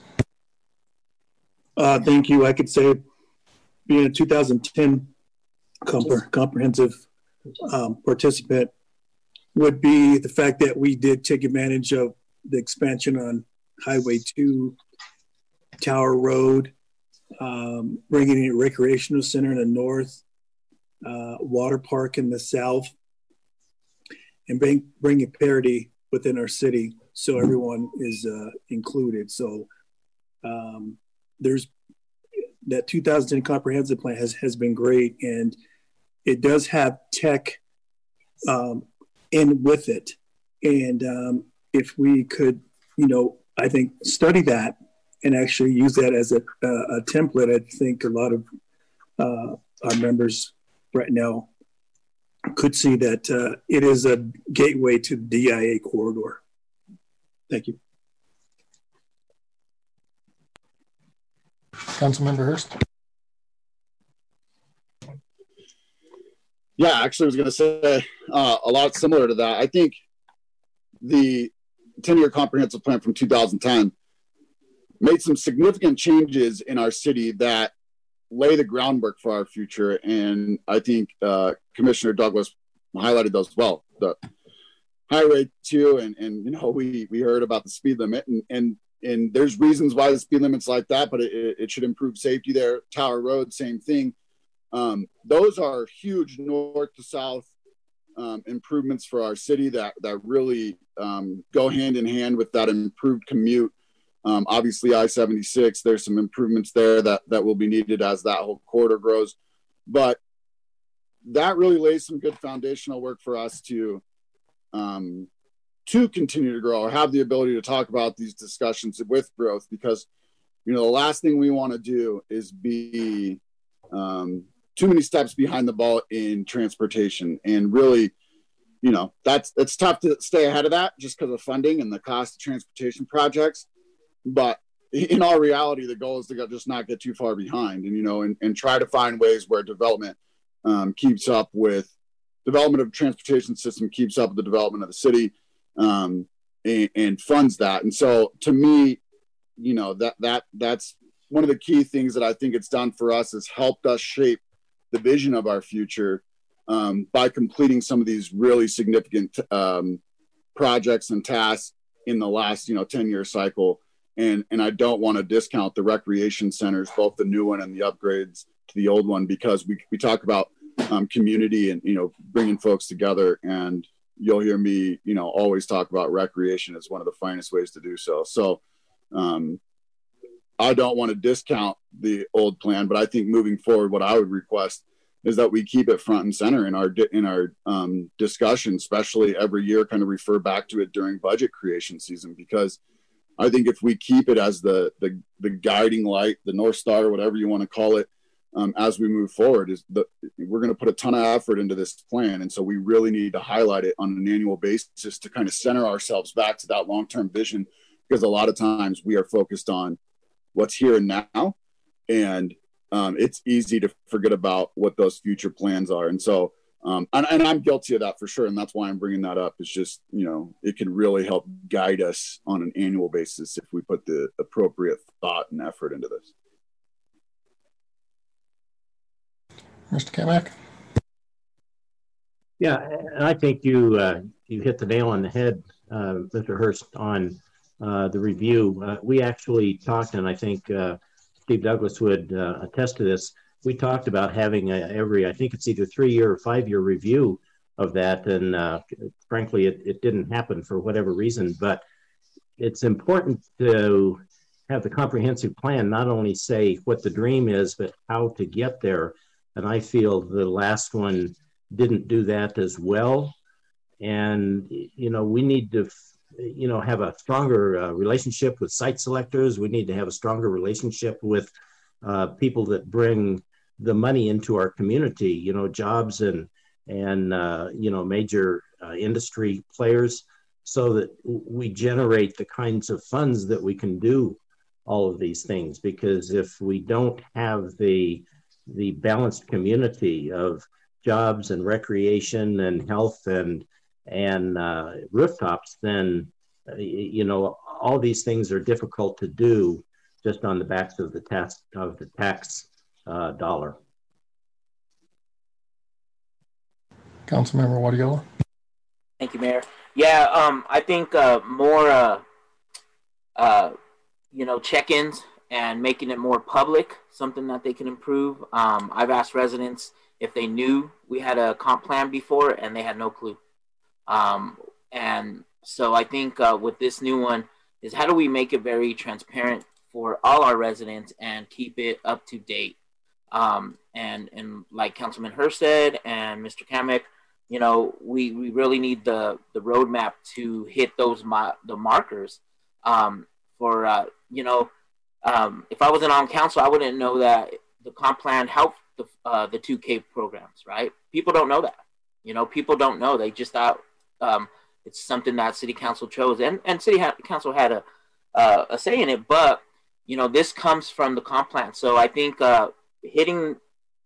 highlighting projects, highlighting specific areas that have been completed, and keep up with the steps, and being again very promoting it to our public. Our residents need to keep seeing this, not just when it comes up every 11 or 10 years. Thanks. Councilmember Noble. Thank you. Yeah, a Reader's Digest version would be really helpful to everyone. If there would be a great summary, these comprehensive plans become massive, and so all of those details then outweigh all of the great points that are made. So hopefully we'll have something that we can work with. I do regret that the one section from the comprehensive plan of 2010 that wasn't implemented was the greenhouse gases, lowering greenhouse gases. And I think if Commerce City had taken strides towards accomplishing that goal in the comprehensive plan, we'd be far ahead of the game right now in terms of many things impacting this community. Mr. Amador. Thank you. I would just say that the comp plan is a living document, and it's millable and living all the time. I would just hope that, you know, the city staff is staying in tune with the CDOT projects that are out there and what is being funded there, and having the input on the front end to be able to speak for our community, along with what's happening in terms of infrastructure for Aerotropolis and what's happening in the Northern Range to loop the water systems out there.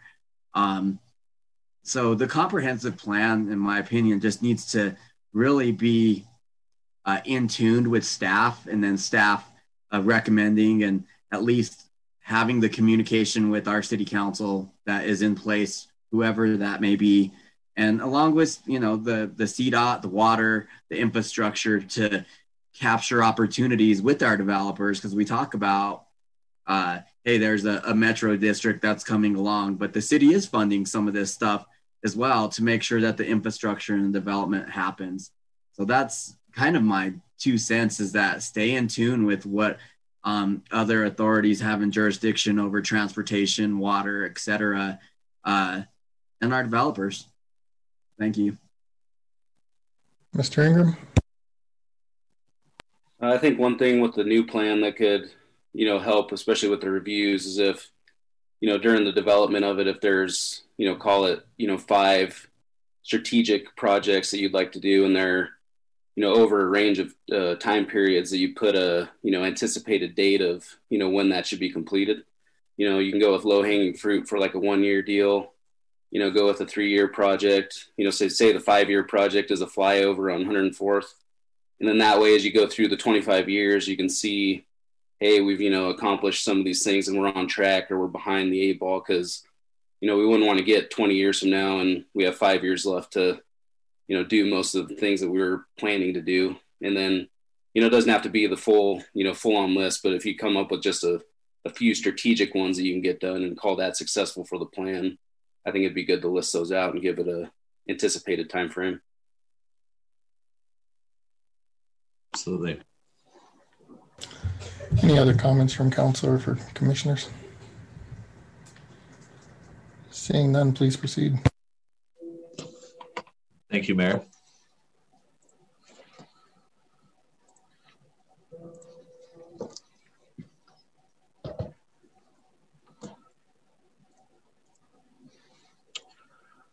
Okay, so briefly, the next thing I want to just touch base on before we go is how we're already starting to get people involved. We've already rolled out the project website. Best way to access it is right through the city's existing website, c3gov/comp plan. And the website really is going to be the hub for online participation, reading draft document components as they run through the process of being reviewed by staff and posted to the website. whether it's summaries of community outreach or draft components that the various working groups have already reviewed. There's an online community questionnaire available in Spanish and in English that's already live on the website. And then map.social, which is an interactive issues and opportunities mapping tool, easy to use, fun to use. So real quick, what we're going to do now is have Mika do a screen share and quickly show you how easy it is to use the website and to interact with map.social. Great, thanks, Josh. Okay, I'm going to pull up my screen right now. So I just want to make sure before I start, can everyone hear me and can everyone see my screen?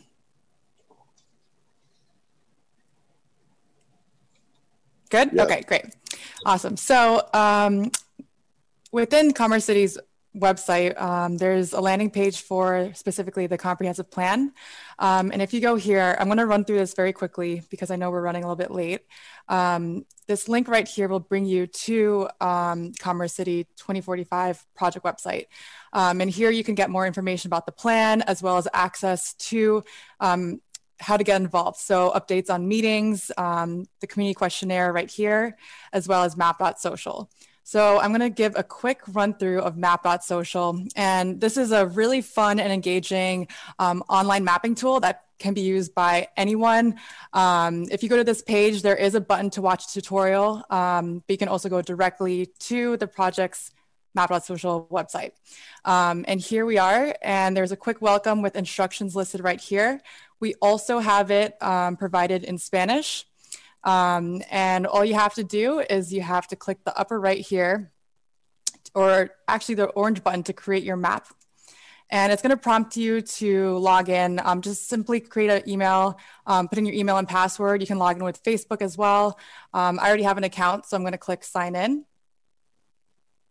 And this is just to make sure that you can go back to your map later on and revise it if you would like to and add to it. So you just have to click the orange button here. Create a title, and you can add a description as well if you like, and hit create. And a blank map is going to pop up. And the only layer that's showing right here is the city's boundary. And right here on the upper right-hand side, you have the legend items. And so these are different kinds of points that you can place and populate your map with. So you have community assets, development priority sites, problematic intersections, and so on. You also have the option to toggle between different base maps. So let's say you want to see rather an aerial of the city to know where you're looking at, because sometimes it's hard when you're just looking at such a base map. So you can go to world imagery with labels, for example, and then you can zoom in to a specific area. And there's two ways to place a point on the map. You can either go to the legend and press the plus point, or you can just click and then select what type of point you would like to place.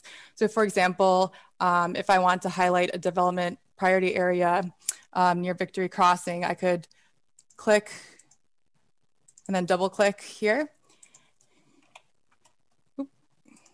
And then you just have to type in a title. So let's say develop this area. This area for new restaurants, for example. And you also have the ability to provide a link. For example, if you were talking about a library or a park, for example, you can provide the website for that location. And you can also upload a photo. Let's say you went to the site and you took a photo of the area. You can include that with your comment as well. And all you have to do is press submit, and then your point is created. And people can see your point as they view the community's map gallery, and I can show you that in a bit. And they can come over and thumbs up your comment or thumbs down if they agree or disagree. And so as you populate here, you can click another point and put community assets. People can put tens and hundreds of points on their maps, and it's a really great, easy tool to use and kind of gain from all over the community, what people think and what people like about the community, certain areas they want to see developed, certain uses they want to see redeveloped, for example.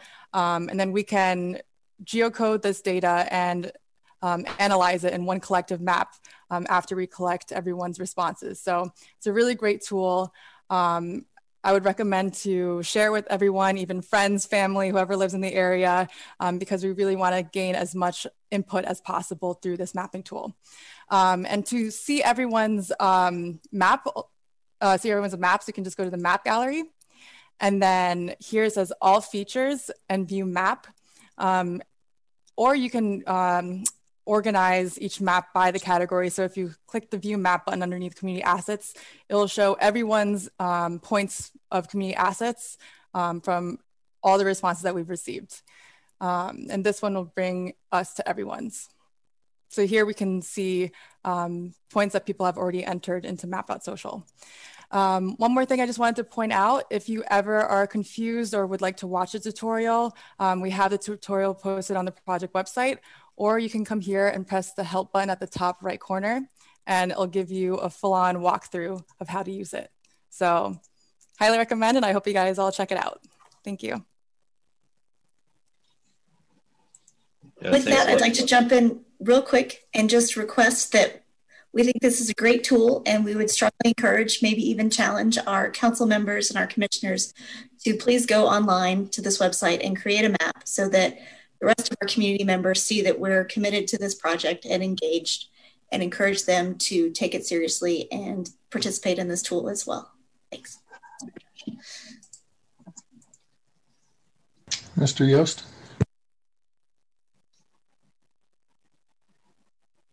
Can we get a link to the website? Yes, yeah, definitely. Sorry, Mika, go ahead. Yes, we can definitely send out a link afterwards, or I can maybe share through a chat here if possible. But yes, we can definitely get that link over to you.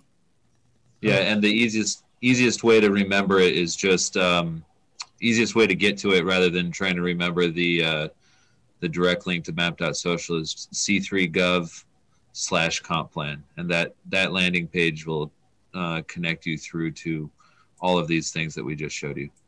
Thank you. Mr. Kamek? You bet. I'd like to see the areas above on the north part of the airport shown as a future part of Commerce City. People with ideas just might come up with some great ideas for that, knowing that that is available to us, number one. Number two, we've got a lot of current plans that are progressing, such as the numerous developments that are, in the process of being, getting their plans together, and especially the campus that Oakwood is planning up there with the ball fields and the charter school and so on. That should be shown so that people know kind of what's imminent and coming, so that they can work around that. I just think that would be a great addition to the map. Yeah, that's a great point. One thing to consider is that there's no, even though the municipal boundary is on the map, there's no actual constraint to having to drop points inside the municipal boundary. You can draw outside the lines, but we can discuss with staff if we need to include any of the growth boundaries or anything like that on there. That's something we can turn on. Any other questions or comments?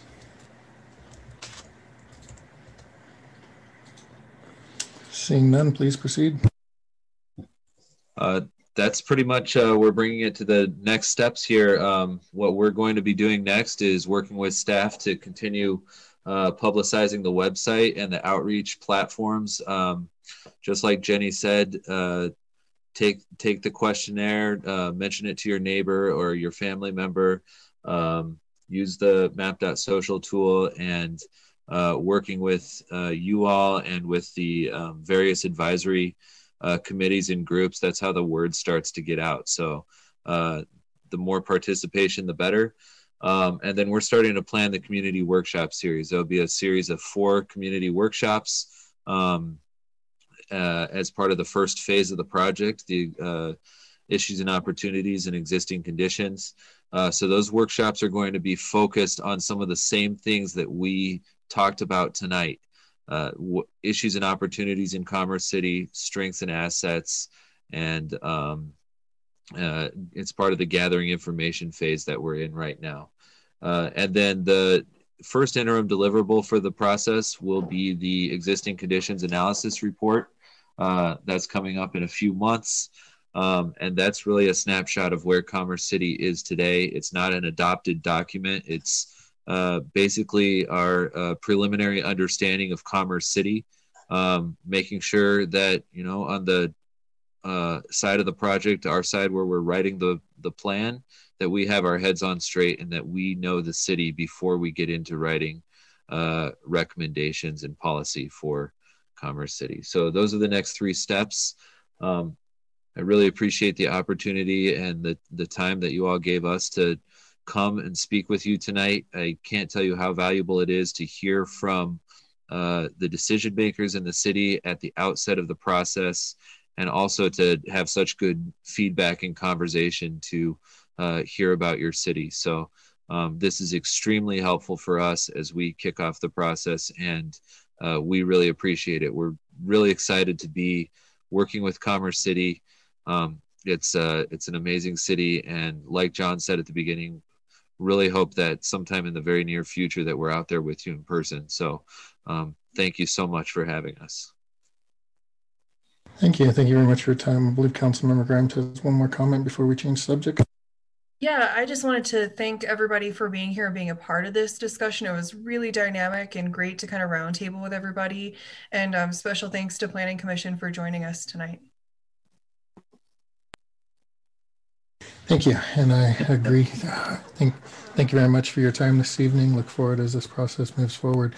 Thank you, Planning Commission, for taking time out of your evening to be here with us and ask questions and give your feedback as well. Next on the agenda is the large tract weed management follow-up. Will Tricia Mason, Community Development Manager, and Mike Brown, Public Works Deputy Director of Operations, please make the presentation. Good evening, Mr. Mayor and members of council. Thank you once again for hearing the updates regarding the weed regulations and the fine sections of the municipal code. Dylan, could you please start the presentation?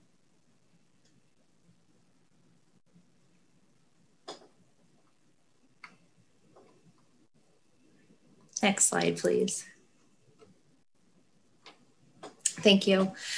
In 2019, just a quick recap, we had 2 study sessions. During those study sessions, we presented what we had hoped to achieve by updating the weed regulations. Those updates were, we wanted to achieve better consistency, provide clarity of responsibility, and discuss the difference between public and private maintenance. From those study sessions, council provided input, which was to have a consistent regulations for large tract owners, increased violation fees, continued community education, and increased enforcement. To do that, staff needed to amend section 6-2012 and section 3-2304. Next slide, please. Staff presented Ordinance 2268, which incorporated council's input. After hearing that after council's review, along with consideration of additional public comment, a motion was made to include an exception for agricultural properties, which would exclude them from maintaining the adjacent right-of-way due to safety concerns. Next slide, please. On June 6th, staff again presented Ordinance 2268 to include the exception for land that is being actively farmed from the responsibility to maintain or mow adjacent right-of-way. It was at that time in a separate presentation, Public Works highlighted their mowing and operations for public property. From the Public Works presentation, council wanted to better understand that presentation and requested that we have another study session. Next slide, please. So that brings us to today. So today, for me, my goal is to clarify the direction and intent specific to community development that was started back in 2019, which was to achieve a consistent look, which was done by simplifying the complex tier system that we once had. So we reduced a 3-tier system with several variables to a 2-tier system specific to property types and to an either or acreage. We also changed the allowable growth height from 3 lengths to 2. So there is an 8-inch height for developed and undeveloped lots less than 1 acre, and then 16 inches for undeveloped lots larger than an acre, except within adjacent public right-of-way, which remained at 8 inches. The updates provided clear language for residents and staff to understand maintenance responsibility. We did that by defining what extended property was, which was the land that was adjacent to the public right-of-way. We removed maintenance to center line of the road, meaning extended property shall include only that portion up to road's edge.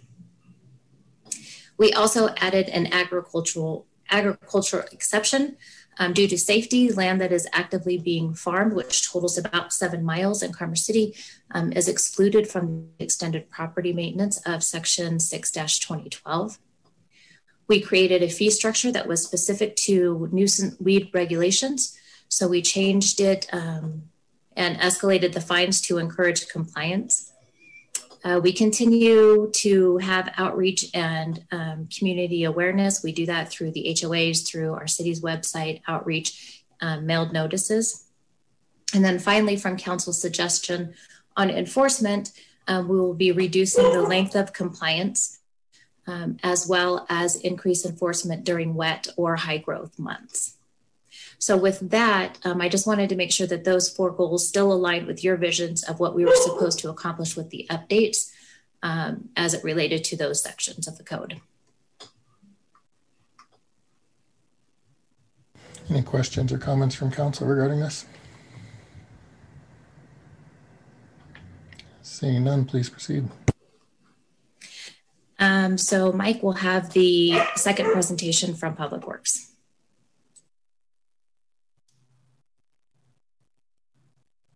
Good evening, everyone.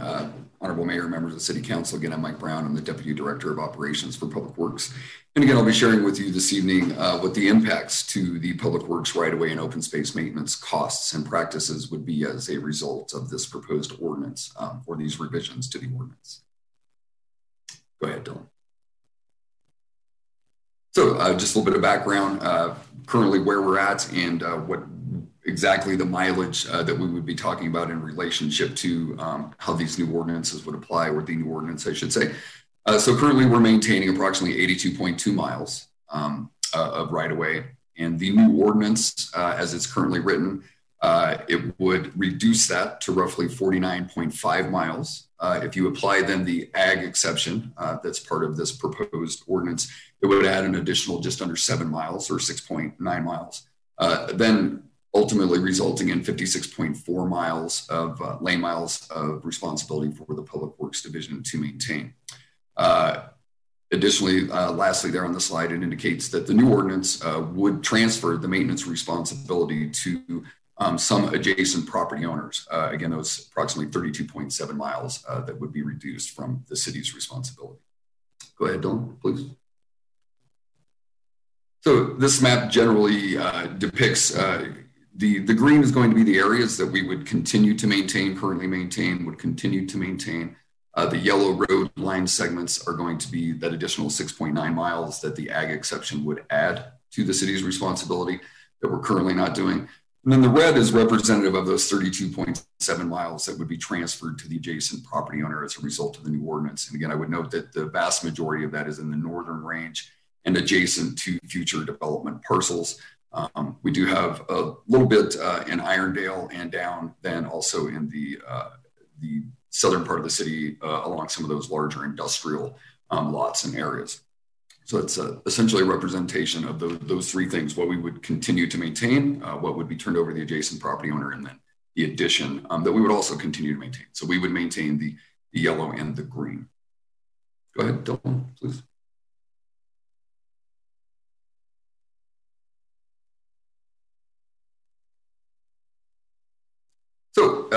back to talking about our current operations. So again, right now we're maintaining 82.2 miles of road right away.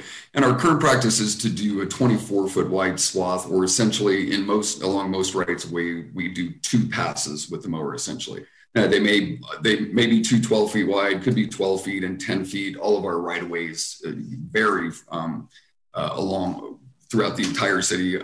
The exact distance between the edge of the pavement and the adjacent right-of-way line or property line can vary, but in most instances, we do 2 passes. And we do it approximately 3 times a year through the growing season.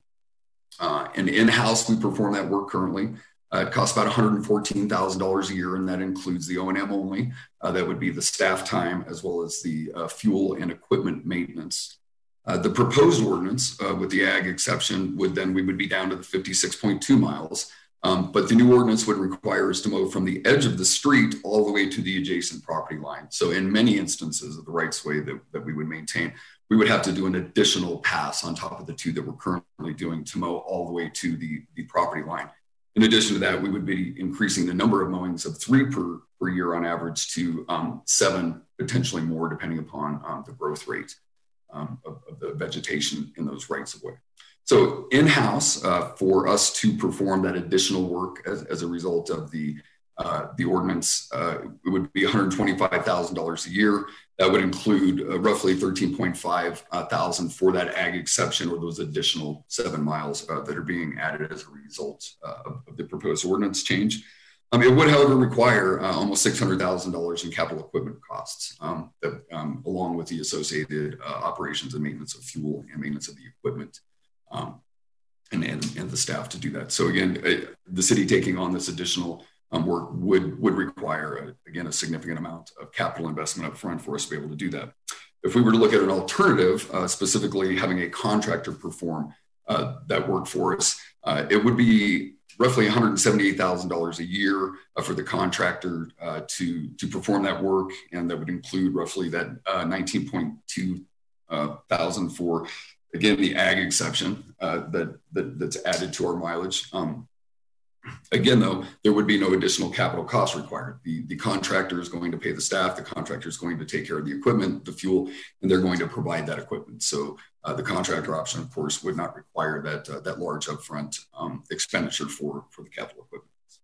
Go ahead, Dylan, please. So moving forward, if the city were to make a decision, or the city council were to make a decision for the city to retain the responsibility for those 32.7 miles of right-of-way that the new ordinance would turn over to the adjacent property owners, again, most of those being those large tracts in the northern range adjacent to future development parcels, and a little bit down in the southern part of the industrial area of the city. And then a little bit, there actually was a little bit that would be handed over to Cronky, where they own some parcels there along Highway 2 and Quebec Street. Again, in-house, if we were to continue doing that 63,000, doing those 32 miles, that's 63,000 a year. Again, only the O&M costs for staff and our equipment in fuel or equipment maintenance and fuel. But we would have to, in order to perform that work, we would again have to make an investment in just under $600,000 worth of capital equipment, along with those O&M costs for the first year.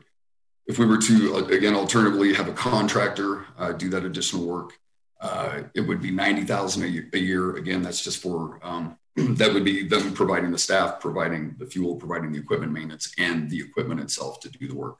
So staff's recommendation at this point is to, as the ordinance would require, transfer that 32.7 miles of right-of-way to the adjacent property owner, again, as the proposed ordinance indicates. Okay, Dylan, please, next slide. So just a rough, just brief, quick summary of what I just went over. So the top line there, our current process, which is again mowing 2 passes or roughly a 24-foot wide swath 3 times per year along those 82.2 miles we're currently maintaining. There would be no additional in-house costs, and there would be no need for a contractor if we were to continue with what our current practice is. If we applied the proposed ordinance with the ag exception, and we would then again, we'd be mowing from the edge of pavement all the way to the property line. And because of the 8-inch growth restriction, we would be doing an estimated 7 mowing times per season as opposed to 3. And that would be roughly $125,000 in-house cost. And for a contractor, $178,000. Again, that's just the staff, equipment, fuel. Does not include the capital equipment. then lastly, as an option would be, the staff suggested alternative would be for the city to continue to just mow the 24-foot wide swath instead of mowing all the way from the edge of pavement to the property line. Again, though, if we apply the 8-inch growth restriction, it would still require us to mow that at least 7 times per growing season. I would note, though, that in some instances that's going to leave a swath of the right-of-way between the edge of the road and the property line that would not be mowed or maintained. So there would be an aesthetic consideration there. And again, at the bottom there, I'm just simply noting that in order for us to do that, if we were to do that in-house, there would again be that significant capital equipment cost. Go ahead, Dylan. So again, this ordinance also has an impact potentially on the maintenance of our open spaces and our drainage ways. Currently, we have approximately 143 acres worth of mowing that we do, and that's the perimeters or the edges of all of our trails within open space areas and the edges and the fence lines of our open space areas. And you're going to find a lot of those in First Creek, Second Creek, Third Creek, and some of those future park school sites embedded in the neighborhoods. And in-house, for us to do that, it's currently costing us just right around $39,000 for the O&M, which is just the staff, and then the fuel and the equipment maintenance of our existing equipment. The proposed ordinance would require that the 744 acres of open space currently in our inventory, that we would have to mow that and keep it at a 16-inch growth height restriction as the ordinance requires. And we're estimating we'd likely have to do that four times out of the growing season in order to keep it at that 16-inch height. In-house, for us to do that, it would be an additional roughly $59,000 a year, again, for the O&M only. It would require us to buy an additional tractor or piece of equipment for the open space mowing, as well as that for the right-of-way. It would be in addition to that. That would be approximately $130,000 for that piece of equipment. As an alternative, we could have a contractor do that additional mowing. That would be approximately $85,000 a year. And again, that's the contractor covering all those costs, but with no capital equipment cost up front to purchase that additional equipment, as the contractor would be providing it. So staff is recommending that we be granted an exemption for city designated open space and drainage ways from the proposed ordinance, and that we would continue to apply the open space practices we're doing now as we move forward. If I could get the next slide, Dylan, please. The previous recommendation on the previous slide is primarily related to the fact that our rationale to exempt the city from mowing those open spaces and drainage ways 4 times a year and keeping it at 16 inches is that simply that will make it very, very difficult for us to go in and revegetate and restore these open spaces that were once fallow farmland, or mostly still are, as a matter of fact, very heavily infested with weeds at this point. Having to mow it and keep it at 16 inches would essentially make it ineffectual for us to actually go in and restore and try to return it to native grasses. We would need to allow those grasses to grow much taller and go to seed head, drop additional seed into the ground. And so mowing frequently and mowing at the wrong times of year, again, trying to keep it at that 16 inches, particularly for mowing when it's dry during the dry part of the season, if we haven't had much rain and it's hot, that will stress that turf. And if it's not allowed to grow to seed and bolt and drop additional seed, eventually that reduces the amount of healthy grass that we would be able to, any that exists, keep it going, and or for us to go in and restore and grow any additional grass. Next slide, please. So with that, I would certainly answer any questions that the council may have. Are there any are there any questions from council? Councilmember Hurst? Yeah, I appreciate you guys giving us a recap on this, because I know it's been some time since we talked about it last time. I was looking at my notes and I couldn't find it. I think it was in my other notebook, but I was almost sure that we talked about approving the exemption for the open space last time, and I could be wrong, just because I think that in my book is a no-brainer. And the reason to me it seems as a no-brainer is I watched the Second Creek open space start the rehab process recently, and I thought it was handled really well this summer from my non-expert opinion on that stuff. And so I don't see a need to change specifically those types of open spaces that are kind of looked at a natural landscape more than a green grass field, or, you know, an X farmland that's now been let go and is full of weeds. My personal opinion when we had this discussion in the past was to eliminate the out-of-state landowners from just letting their property go and meeting the bare minimum requirements of the old, you know, weed ordinance, and, you know, trying to get back to the 2009 or 2010, whenever it was changed during the last major recession. I think we can get back to that original intent of there's a couple different reasons in my mind that we do this, but first of all, fire protection.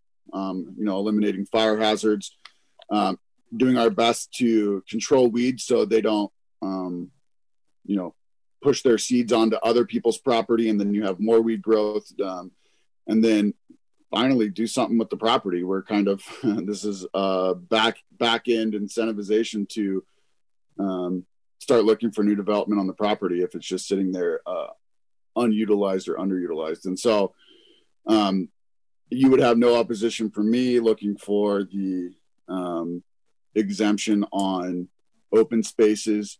And then I would also be excited to see, you know, with proper scoping and RFP, how much the contractors can come down in price, if that was an option that council wanted you guys to take a look at. Because to me, I get the front end expense, the capital expense to buying the equipment, and there's some value in there, and controlling that is kind of controlling your destiny in these types of things. But at the same time, I think you know, not trying to hire, you know, bring on more costs with staff and all that other stuff to mow this, and sticking to the original intent. I want to see if the RFP could drive down those costs and create a possible cost savings based off of what we just saw. So not saying that it would come down a ton, but I think once you really get into the details of an RSP, you can find some cost savings usually when you're working with people competing for the business.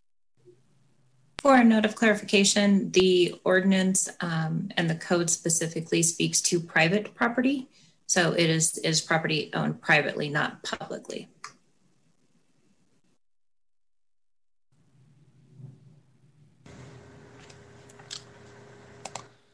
Councilmember Noble.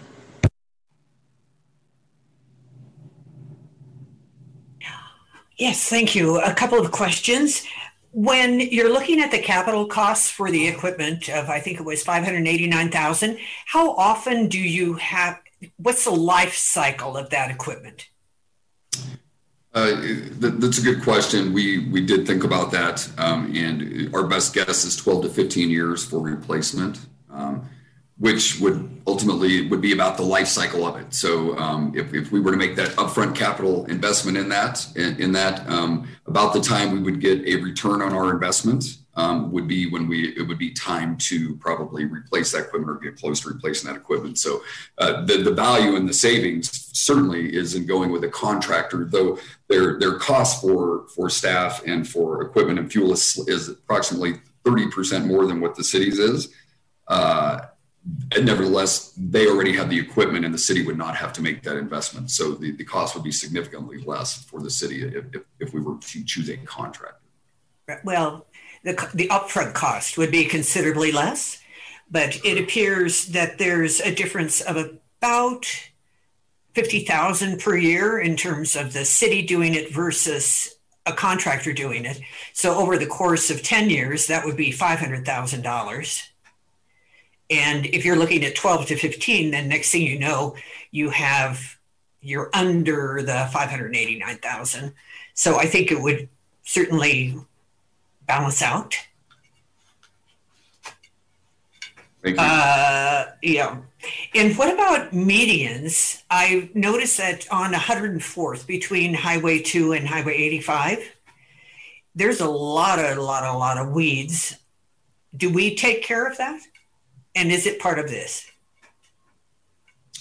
This did not contemplate medians. The city is responsible for most medians. I do believe that portion of Highway 2 of 104th you're speaking about is under CDOT's control currently.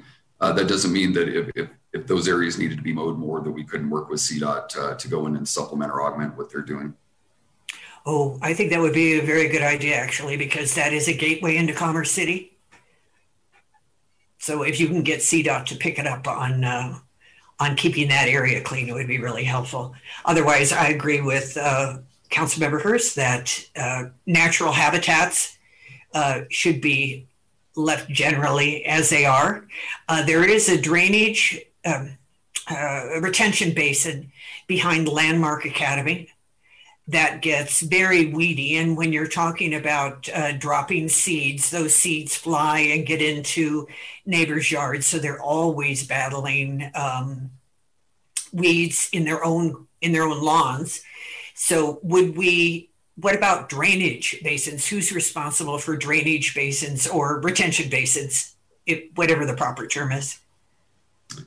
That would depend on the specific retention or detention pond. Some the city are responsible for, some the HOA or the Metro District are responsible for. And would this weed ordinance apply to the retention basins that the city is responsible for? The exemption that we're requesting from the ordinance would be for the city's open space drainage ways / retention detention areas. I would draw the line there then and say that it should only be for natural habitats such as Second Creek or First Creek, Third Creek, those kinds of natural habitats, than to leave a drainage basin with long weeds, because that's what we're looking at not far from my home, and it can be quite messy in the summer. So I would draw the line there. Thanks. Councilmember Grimes.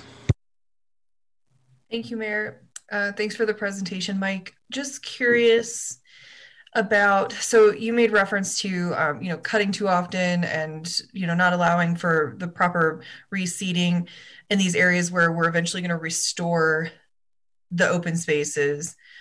What's the cost consideration to starting restoration projects, or just seeding with some sort of cover crop or native grass versus cutting it indefinitely more times per year than maybe you have in the past? Are you referring specifically to the open spaces? Yeah, the open spaces. I have Willis Waterhouse with us also this evening. He could look up the cost probably fairly quickly for our most recent restoration efforts in Second Creek.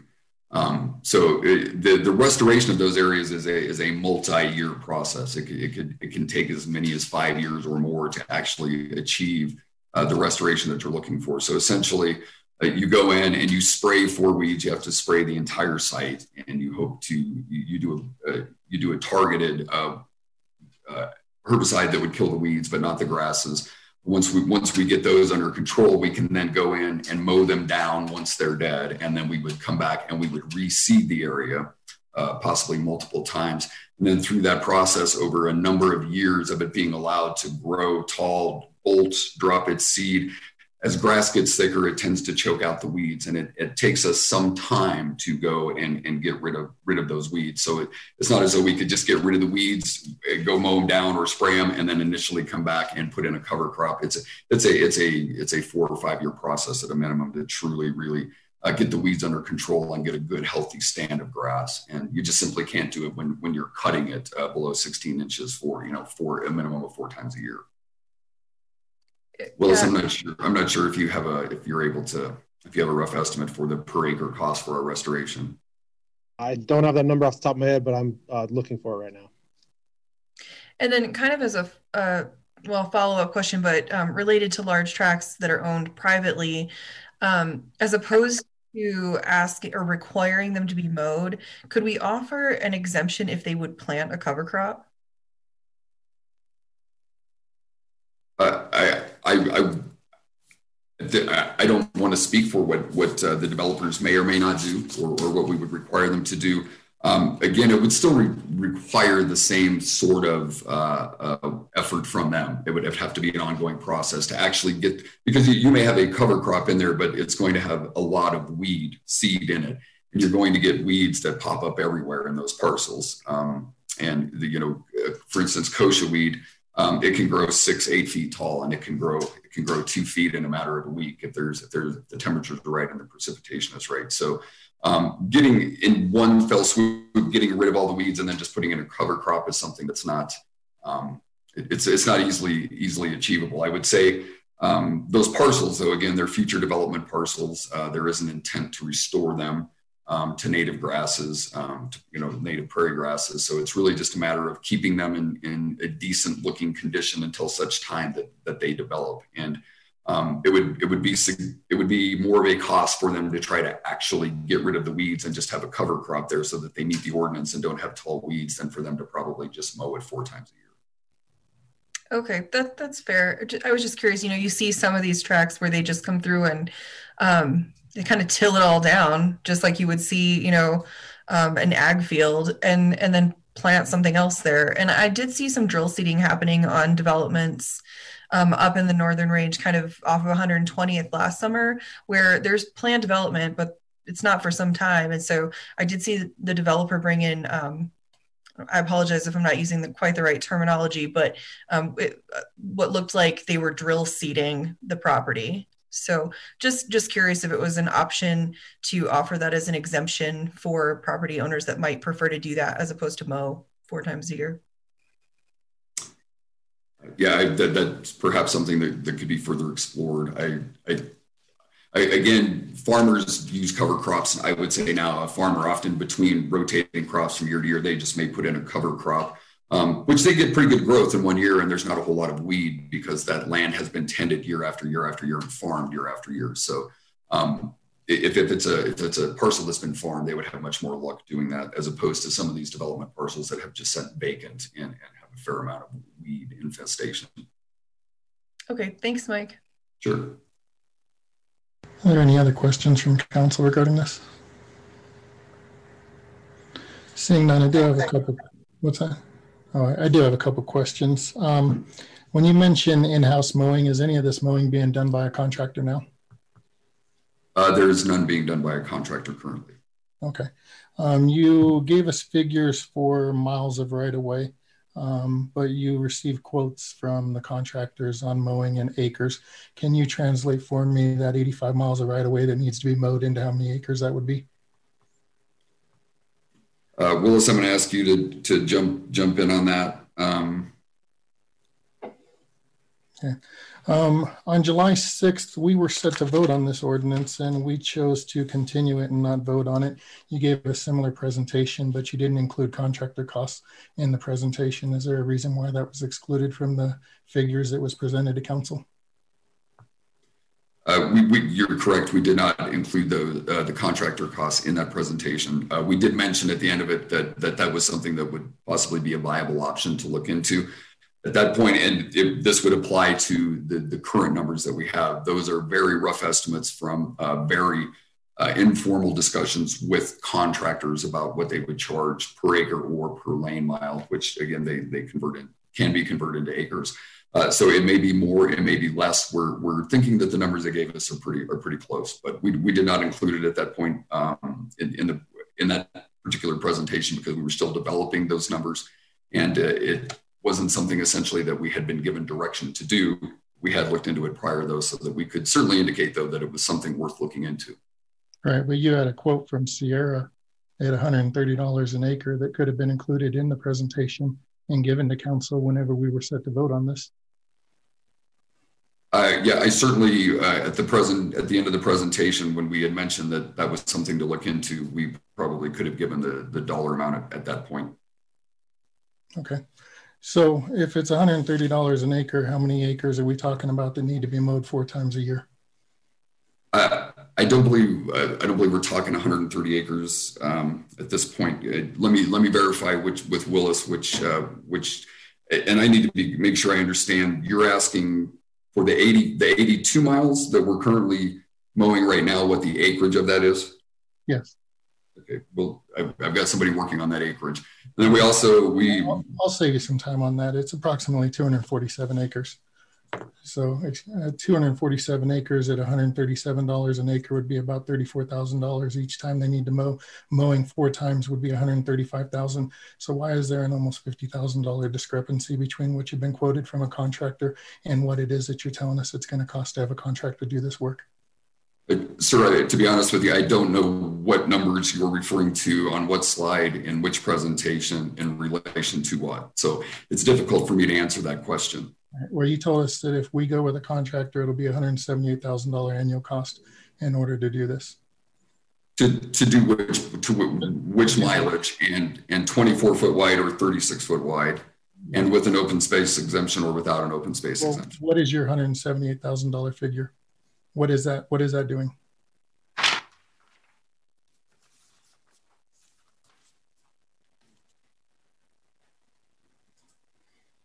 $178,000 would be for a contractor, in addition to what we are doing currently, to mow the 56.2 miles of right-of-way from the edge of streets or the pavement to the adjacent property line, doing 3 passes and doing it approximately 7 times per year. And that's 56 miles? 56.2. At a 24-foot swath? That would be a 36-foot swath. Or the entire right-of-way. Keep in mind some right-of-ways differ in width, so it's not a uniform width on all of those miles. But 36 would be the most? I believe that's probably going to be our greatest, yes.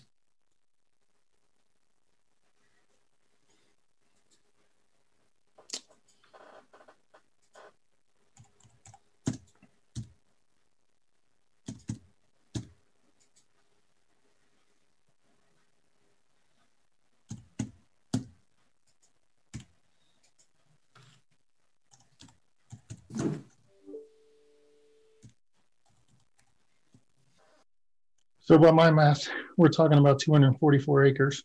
244 acres being mowed 3 times a year at $33,477. How does that figure differ from the $178,000? Sir, I don't know which acreage you're talking about and which dollar figure we're applying to it or which width we're mowing that you're applying to it. Well, I've taken 5280, which is the distance of a mile, and multiplied it by 36, which is the swath that you say needs to be mowed. And then I've taken and multiplied that by 56 miles.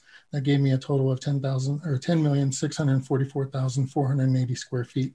I divided that by 43,560, which is the square footage of an acre, giving me 244.36 acres that need to be mowed 3 times a year. You've received a quote from Sierra to mow the right-of-ways per acre at $137. So when you multiply that 137 by 244.36, you end up with $33,477. If you do that 3 times a year, that is significantly less than the $178,000 you're telling us that it's going to cost. So my question is, why is there a discrepancy between the quote that you received from Sierra and what you're presenting to council this evening? Again, I'm trying to discern where the $137 an acre cost from Sierra came from.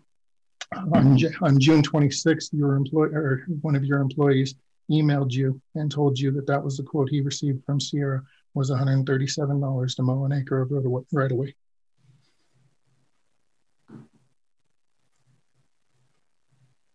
Sir, if you would like for us to, if you want to give me some time to go back and take a look at if you have the email that you want to send me, or I can look at those emails, we can go back and look through all those numbers that the contractor provided. And we can rerun the numbers and try to answer those questions, but I'm not going to engage in a game of trying to figure out these equations in this format, and because I don't want to provide information that's inaccurate or that's misleading. The information we've given you tonight is what we believe the cost would be for a contractor to provide those that mowing or do those services for us. Okay, thank you. Councilmember Noble. While we're on the subject of costs, if we can keep it in-house, that would really be great, so that we are providing jobs for hopefully our residents. That would be my preference. If there is a way to work this out, whether it's leasing the equipment or whatever the case might be, that some way we provide jobs for residents. Thank you. Councilmember Hurst. Yeah, I was just going to try to, like, listening to the back and forth. What I was thinking it sounded like the cost difference, Miss, is that their proposal had us mowing 7 times a year because of the new height requirements, where currently they're mowing 3 or 4 times a year. I think that's where the cost difference, it sounded to me. I'm just trying to clarify so we can get through trying to answer that, because I think, Mayor, that Mike was suggesting that with the new, if we don't have any exemption with the new height requirements, we would have to increase the amount of times that we would mow it during the growing season to approximately 7 times, opposed to the 3 or 4 that are done today. This just seems to me where the cost difference was coming from. Are there any other questions or comments regarding this? Mr. Rogers. Thank you, Mary. Thank you, Council. Good evening.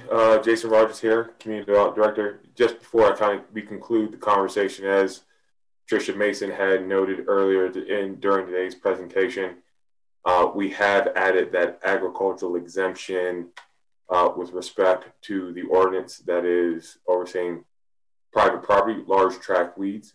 Wanted to get Council's consensus direction on continuing to incorporate that as this ordinance moves forward, or further discussion as it relates to pulling it out. Just seeking clarification on that or confirmation on that direction. Councilmember Hurst. I think we leave the exemption in there for open space, natural habitats. Moving forward, I don't think that'd be an issue. Anybody disagree with that or have additional comments? Councilmember Noble. Councilmember Hurst, what about the drainage basins and the detention ponds? I thought it should only be for actual natural habitat as opposed to areas that could be more like weed collectors. Yeah, I'd love to hear the possibility of how to maintain those, because can they become a flood issue for the same reasons? I'm not sure. I'm definitely open to that discussion. I just, I was more thinking the natural open spaces as well, but would love to hear the city's point of view on operational necessity for that. And if I may, before Mr. Brown weighs in, good question, Councilmember Noble. Just want to be able to once again put some framework around the crafting of the ordinance. Obviously, the ordinance as crafted pertains only to private property owners, as you'll note throughout a number of the ordinance that we have prepared for you and have had prepared for you. We identify exemptions as it relates to native grasses, ornamental grasses, shrubs. We also discuss things that are also exempted, such as medians and open space that are not a requirement of a private property or private landowner to maintain or have the responsibility or the duty to maintain. Obviously, with our typical ordinances, we don't craft those for the standard application to us as a local government. We obviously run through those through a practice of either policy development and or obviously through our operations. So just wanted to be able to provide that for your continued consideration and discussion for the full body of council. Councilmember Hurst. I must have had my hand still up. I apologize for that. Any other comments regarding that? Seeing none. The only thing I want to add is, we talk a lot about not wanting to see unfunded mandates coming down from the state. We don't want the state to pass a law and then expect us to have to fund it without a funding source for it. And I believe that if we pass this ordinance while transferring the responsibility of right-of-way maintenance onto landowners. We're basically doing to landowners, to the property owners in Commerce City, what we're complaining about the state legislature doing to us. If we're going to pass an ordinance that is going to require maintenance to be done on right-of-ways, then we should not be passing that ordinance that requires landowners and business owners to have to fund that maintenance. That's unfair to them to have to go off and purchase that equipment, to have to, which most of them would not have, to have to purchase or hire a contract or do something along those lines.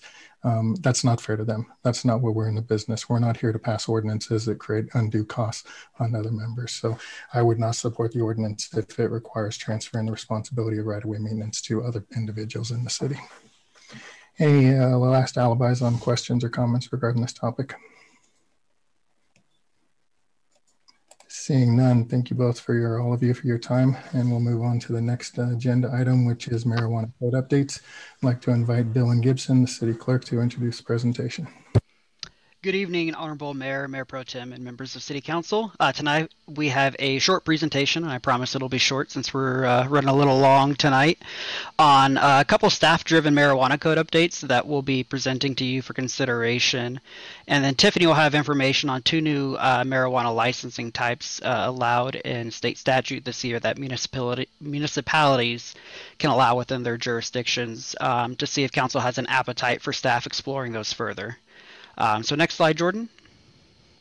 With me tonight, we have our licensing coordinator, Tiffany McGraw, and our assistant city attorney, Brian Swan, and then Mr. Robert Sheasley, our city attorney, if he feels like jumping in at any point tonight as well. So first, a couple updates. Again, these are the staff-driven ones we're wanting to bring forward to council for your consideration. We've identified portions of our current marijuana license authority rules of procedure that are probably best suited to be codified in our municipal code. And a working draft redline version of that ordinance thus far was provided in the packet. An example of some of those portions of the rules of procedure that we're looking to codify are sections related to the marijuana licensing authority's duties and responsibilities or powers, general application requirements, and the conduct of licensing hearings. The second, Colorado state statute regarding ownership of marijuana licenses has changed. Publicly traded companies are now allowed to have a controlling ownership in marijuana licenses within Colorado.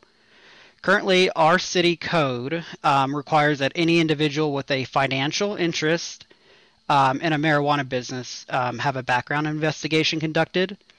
This creates a problem. Then at what level does city staff background those with a financial interest in a publicly traded company that is applying for a marijuana license? Tiffany's done some meetings with our police department that assist with our background investigations, other municipalities in the state, the Marijuana Enforcement Division, and our recommendation is that the city conduct background investigations on individuals with a 10% or higher controlling ownership in that publicly traded company applying for a marijuana license in the city. So those are just 2 brief updates of some staff-driven proposals for our marijuana code that we'll be bringing forward to council for consideration. And now I'm going to pass it over to Tiffany, and she'll provide you an update on those 2 new marijuana licenses types this year. So Tiffany, it's all yours. Thanks, Dylan. Good evening, everyone. Just moving forward with the presentation. Next slide, Jordan. So first up, I'm just going to recap just very quickly these a couple of new license types. And first is marijuana delivery. So 2019 marijuana delivery was introduced, and this is this license, or this permit rather, authorizes stores, retail stores, medical stores to deliver their respective product to customers. Medical delivery actually began last year in January, and retail delivery began this year in January. There are some restrictions, of course, 1 delivery per day, private residences only, that excludes college campuses. And then there is, of course, some vendor training that is required for those who hold this permit type. And this is something that we must opt into. So next slide, Jordan. Currently, there are only 6, according to the Marijuana Enforcement Division's website, there are only 6 delivery permits, 5 of which are in Boulder, 1 is in Longmont. Next slide. And then next, marijuana hospitality. Also, 2019 marijuana hospitality was introduced.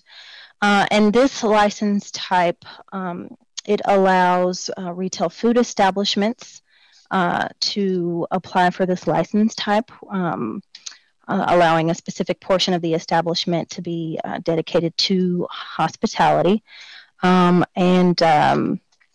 It authorizes a hospitality space for medical and retail product and concentrate to be consumed on site. With this hospitality license, there's also a hospitality and sales license that allows retail marijuana concentrate and products to be sold and consumed both on site at a retail marijuana business. And this is also something that municipalities must opt into. Next slide. And according to the MED's website, there are currently 3 hospitality licenses in the state, 2 of which belong in Colorado Springs and 1 in Denver. Next. Thank you, Tiffany. So as I promised at the beginning, this was a brief presentation just to update council. So we're available to answer any questions you may have or receive any feedback or general direction council wants to provide. Again, if council wants us to pursue looking into either of those new license types further, we'll need consensus from council to do so. If council wants to explore allowing either license type, then we'll work with internal and external stakeholders that would be involved in the issuance or enforcement of those 2 license types, and then bring back a draft presentation for further consideration that would outline what those 2 license types may look like in our city and gather further council input before we put forward another ordinance allowing those. If council does not wish to explore either of those license types further or wants to bring this back at a later date after more municipalities go through these programs, that's always an option as well. And again, we're here for any questions or feedback. Councilmember Hurst. Hey, thanks for the presentation. That's 2 interesting things to consider. My first question would revolve around, has there been any interest from our business community in this industry as of yet? I mean, has anybody, called you and said, when are you going to allow us to do this? Tiffany, correct me if I'm wrong, but I don't believe we've had express interest in either of these 2 license types yet. I know a couple have mentioned it in passing maybe a year or 2 ago, but nothing concrete or desire to explore it further by staff. That's correct. I appreciate that. I'll have to say, although there are municipalities in other places such as California that have been doing this for at least a year now, so it's not like we couldn't learn. I'm not eager to be the guinea pig in Colorado on this. From my personal perspective, I'm perfectly fine tabling this to a later date and kind of watching those that are taking this on, learning from their challenges and understanding their successes and seeing if that's something that we want to take on. Councilmember Alan Thomas. Yes, thank you, Mayor. I was just curious, if we were to allow this, does the city know approximately how much taxes the city will recoup per year? Not necessarily. So these are fairly new license types, and before we kind of started the process of gathering a lot more detailed information, we just wanted to see if council had an appetite for considering either of those 2 license types. I'm assuming, increased sales and services and the ease of which customers could receive product would increase sales somewhat. But again, these are so new and there's so few in the state, it's hard to give you that number to say, Colorado Springs or Denver experience X amount of growth whenever they introduce these license types. Okay, thank you. Mm-hmm. Councilmember Wadiola. Thank you, Mayor. I'm with Councilmember Hurst. I think we just gotta keep this in our radar and see what's going on throughout the state. I think I know it's coming up, but we wanted to have a marijuana discussion as it is, and I think it's scheduled. I don't know when, but I think we need to get that kind of just right before we step into uncharted waters with this. I do believe, though, I think this is something that's going to come our way, and you know, if staff could keep an eye on what other cities are doing, but at this time I'd like to table it until we figure out the other marijuana issue that we're having, or the discussion, and then continue with this. Thank you. Mayor Pro Tem. I'm also in agreement with Councilmember Hurst. I really would rather wait and see how this goes with other cities, other municipalities.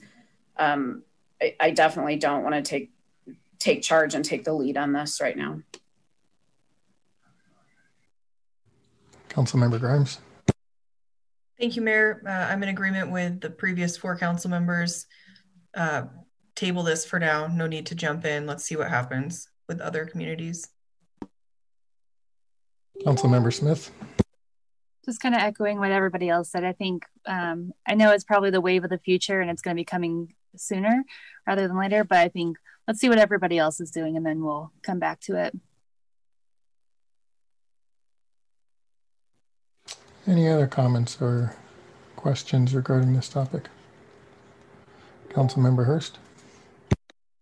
Yeah, so on the topic of marijuana licensing, when is our next discussion? And one of the things is because, you know, I think several of us have been contacted by 1906 about offsite storage permits for finished product. And whatever industry it is, you know, my idea of business retention and business growth doesn't really have lines on industry lines. And the issue that they brought forward is not necessarily one that I think would be a massive influx of change in the industry, but it does seem to make sense because marijuana licensing or regulations around marijuana really have to tell you what you can do. There's no like gray areas around operational kind of flexibility. It has to be explicitly written into the law for you to be able to do it. And so to me, you know, there's not a ton of businesses that are doing this in Denver. There's not a ton of businesses, but to level the playing field and to allow for businesses to grow, I'd love to take that discussion forward, you know, with other council members, because what we've learned about, you know, just the marijuana business in Commerce City as a whole, where, you know, maybe crime is not, you know, increasingly measurable because of it. And this is really focused on a storage facility in an area already zoned appropriately. And I wouldn't be asking for us to consider anything out of those kind of parameters, but I think it's something that whether you like the industry or not, it's one of the most financially stable industries in our state right now. And continuing to let regulations adapt to provide a safe industry work environment as well is important, because, you know, some regulations by accident create a more unsafe environment in that industry, because it creates opportunities for black market and other things to take place inside a well-regulated industry. So if we don't discuss it tonight because the time's gone long, I would just ask that we get that on our agenda for a quick discussion if we can in the very near future. Absolutely, Councilmember Hurst. So staff, right, with the codification of some of our rules of procedure and then the 10% change, we wanted to kind of get this in front of you all for your information, then get that ordinance for your consideration at a regular meeting. And then once we kind of have our marijuana code where it would be, just so we're clear and we're hitting your expectations, council would want a discussion more related to the licensing, because I know we had our land development related and land use related conversation back in October of last year. So this future conversation is going to be specifically centered around licensing types and regulations, correct? Or are you talking even broader than that. I just want to make sure we're hitting expectations whenever we do bring this back. I'm not asking for us to create some general, crazy operational flexibility in that industry, but it is my personal feeling that marijuana regulation has and will continue to be kind of a learn as you go from a regulatory standpoint. We start off very strict, stringent, and we learn what's working and what's not, and you look for opportunities that are mutually beneficial to improve the overall business environment of an industry. And so I think we've come to the point where some things make a little more sense to deregulate and give a little more flexibility with still having a pretty set standard for safety in the community. And, obviously it fits into your land development code. You're not, inhibiting on your neighbors, anything like that. So I'm not asking for super significant changes. I just want us to listen to the business community, no matter the industry. And if the regulatory change makes sense, then I think it's good for us to discuss and kind of advocate for. So, this comes from one specific company, but I think there's, through brief discussions, opportunity. It opens doors for other companies as well. And it wouldn't just be a single beneficial discussion in that sense.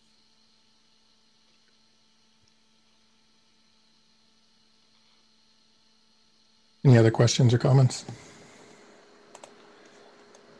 Seeing none, we'll move on to our final topic of the evening, which is the city manager search update. Will Armando Guardiola, Director of Human Resources, please make the presentation? Give me just one moment to move Armando back over. Thank you.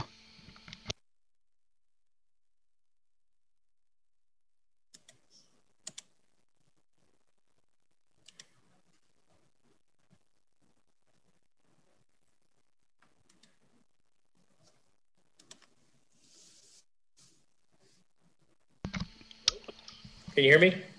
We can hear you, Armando. Are you ready? I am ready. Good evening, Honorable Mayor and City Council. I come forward tonight because I wanted to confirm the dates for the city manager preliminary interviews.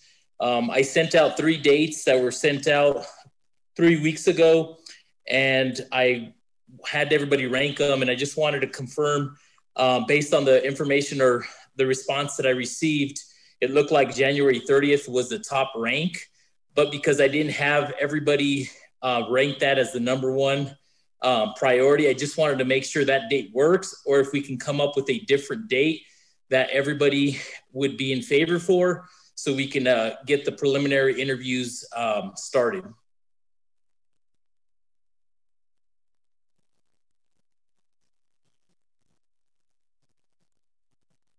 Is everybody okay with the January 30th? Because I only had 5 respondents that actually ranked that as top. So I just wanted to make sure if there was the additional 4 were okay with doing January 30th. Otherwise, I'm open to give some different dates. I don't want to push it too far out, but I'd like to at least push it a week or 2 weeks out if that 30th doesn't work. Councilmember Alan Thomas. Yes, thank you, Armando. Do we know what time on the 30th approximately? Yes, it would be an 8:30 to 5:30. We'd be interviewing all 7 candidates, and everybody would actually have a 30-minute slot to interview all the individual candidates. Because unfortunately, that was my last priority because I had other commitments, but I could for the morning part of that. But from 1 o'clock on, I would be unavailable. Okay, and I would really want everybody to be involved. I think it's important that we're all. So if we can push it out a week out, if anybody can oppose, I can give you I would like either Thursday, Friday, or Saturday. Those are the 3 dates I would look at. And the reason why is the consultant wants it towards the end of the week so we can have final number or a final count for that following Monday so we can have a discussion. I would think that for most people who work Monday through Friday, that a Saturday is probably going to work best for everybody. I don't know if January 30th doesn't work for everybody, then perhaps pushing it out 2 weeks would put us February 13th or so. February 13th would be 2 weeks out, or February 6th. If I can at least confirm the 6th or the 13th would be great. Let's just do a show of hands. Anybody prefer the 13th? Anybody, please raise your hands if you like February 13th. And February 6th. And looks like February 6th, sir. Thank you. Thank you, sir. Appreciate that. That's it. Thank you very much. Thanks for compromising, everyone. Councilmember Grimes, you had comments? I just had a question, Armando.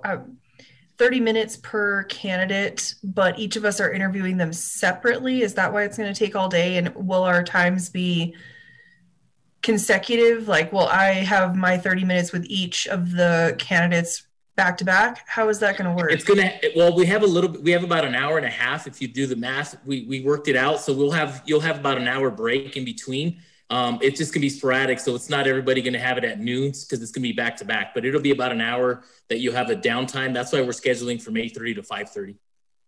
I'll send a better schedule out now that I have a confirmed date. We did have a candidate that might drop.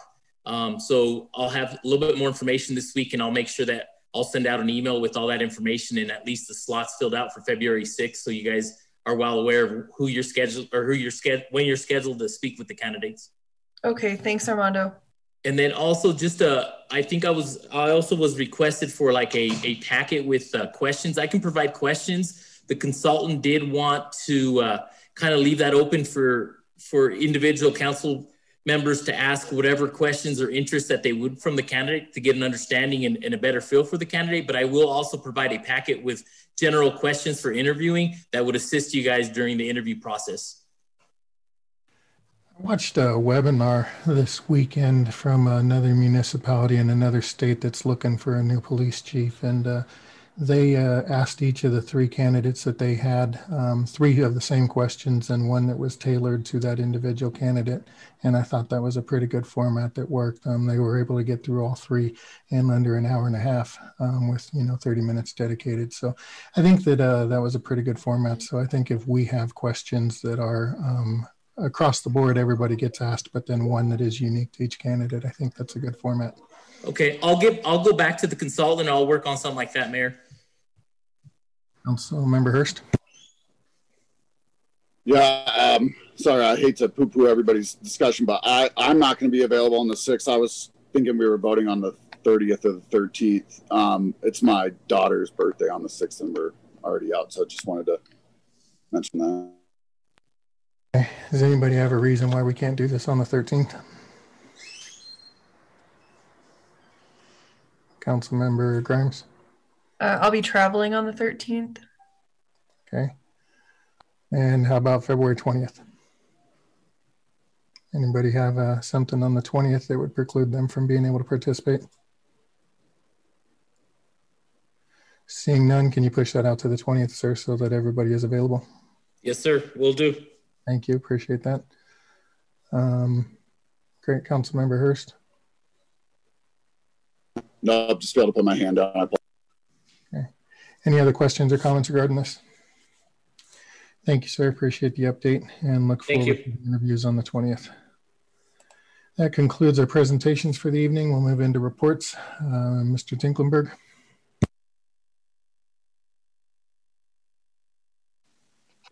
Thank you, Mayor. Just a few things tonight. One is that I wanted to let you know that Jenna and Cheryl will be meeting with Lacey Knowles of D.A. Davidson, and that's regarding the bank loan RFPs that will go out for the ECA GID to start that process for financing those improvements. And then also, first round of vaccinations have been occurring for our first responders, and the police officers had opportunity to be vaccinated in recent weeks through other sources, but Kirk Dominic, our emergency services manager, was able to establish a vaccination site at Bison Run for first responders, and that started today and will continue Wednesday and Friday of this week. So our first responders are getting vaccinated. And then also wanted to let you know that Cheryl, Director of Finance, is going to be sending out the preliminary financial report for 2020 here shortly. And it will have good news. The budget that was adopted for 2020 projected using 8.2 million of fund balance in the general fund. And, these are still preliminary numbers, but we ended up using only 3.7 million of fund balance out of the general fund. So revenues came in higher than we anticipated, and our cost cutting measures were very successful. The department directors did a good job of holding down expenditures. And so ended the year on a better note than what we anticipated when we adopted the budget. So wanted to celebrate that with you, and that's it for this night. Thank you. Thanks, sir. Mr. Sheasley. Thank you, Mayor and Council. Good evening. I've been here this whole time. I just wanted to run through something on the agenda next week. As you all know, Ordinance 2266, the oil and gas LDC amendments, is on your very packed agenda. There will be a very full packet regarding that. I wanted to run through the process for amendments. Please call me this week if you have any concerns or questions. It'll be in the script and in the packet. What we've been doing lately is when the ordinance is brought up for discussion, any ordinance is brought up for discussion, council hears a presentation, asks questions, and then before acting on a motion to introduce and approve it or pass it on second reading, we've had an opportunity for a council member to offer an amendment. We're going to use that as an opportunity for, we're going to use that in this process where we'll go through the presentation, have discussion and questions, and then the script will contain options for various amendments. There are 5 amendments that staff is outlining for you all to consider. 4 of those are items to conform the ordinance to the recent COGCC rules. I think those should be fairly non-controversial because they're mandated at the state level, but because they are somewhat substantive, we thought it was appropriate to bring those as an amendment. And then the 5th is the change recommended by the Planning Commission. So just to have a process laid out for how council can consider that before acting on the ordinance itself on first reading. And then of course, if there are other amendments that people want to bring, those could come at that point as well. So I hope that all makes sense. We'll lay it out clearly so that the procedural part is the least difficult part of the evening. That was all I wanted to mention tonight. Thank you.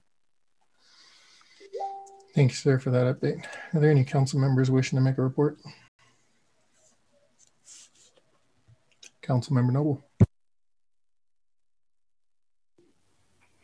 Thank you. I wanted to, since we've had some discussion of late regarding reverse setbacks, I wanted to clarify what setbacks are. A setback is from an existing home. A reverse setback is from an existing well.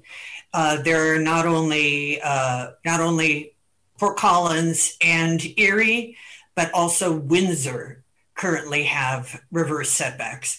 I would also like to comment regarding the oil and gas activity that was occurring at 120th and Nucleus Street.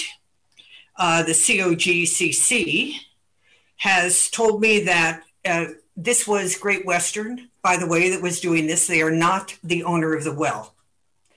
For those wells previously plugged within a 1,500-foot radius of a newly proposed well, if the original plugging was not as protective of water as current requirements, the reentry and replugging of previously abandoned wells is a requirement of the new development. The new development refers to new oil and gas development. Great Western is not taking ownership of the well that was being plugged and abandoned. That remains with the previous owners or current owners. However, they would then be responsible for the plugging and abandoning in order to meet the new law of the the COGCC. The reason that this is important is because it is related directly to Great Western's oil and gas site in unincorporated Adams County called Edmondson. It's 24 wells.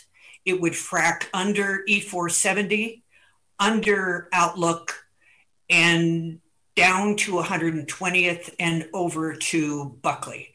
So the 1,500 foot was because of the directional well bores.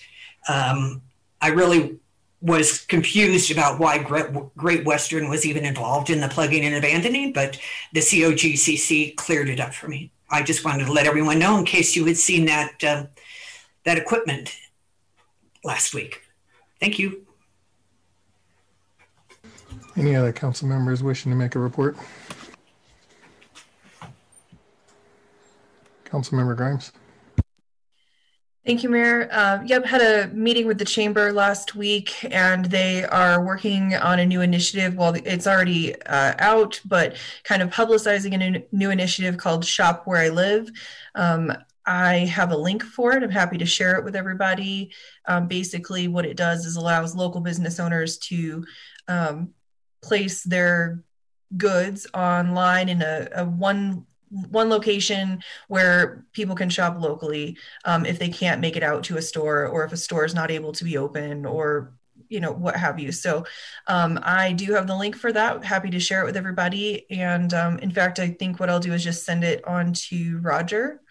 And Roger, if you could get that out to council, that'd be great. Yes, ma'am. Councilmember Hurst. Yeah. Councilwoman Grimes reminded me. We had Councilwoman Grimes and I were both on the Friends of the Front Range Wildlife Refuge meeting last week as well. The main news coming out of there is that the Arsenal has now opened up new trail paths. They are going to continue to manage opening up more accessibility. Obviously COVID shut down some accessibility there. But I can't remember the exact number. I believe it's like an additional 5.7 miles of trail access that's through there now. And the key thing to notate there is that we now have on the north side of the Arsenal a way to park at one of the parking lots and walk into the Arsenal from there. And of course, those are still separated from the bison, and you're not going to walk on a path that has, bison there.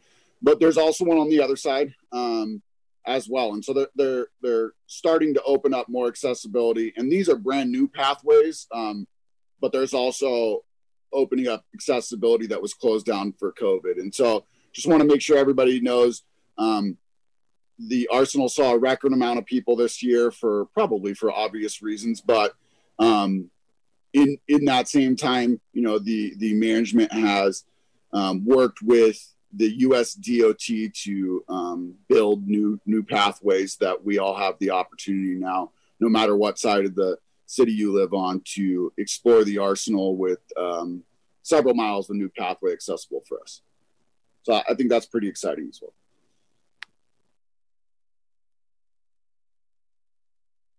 Councilmember Grimes. I'm sharing. Councilmember Wadiola. Thank you, Mayor. We had our first art meeting for the dog track, and so that's pretty exciting, and we'll be sending out some information on how the community could get involved, but that was Friday. That's it. Councilmember Alan Thomas. Yes, thank you, Mayor.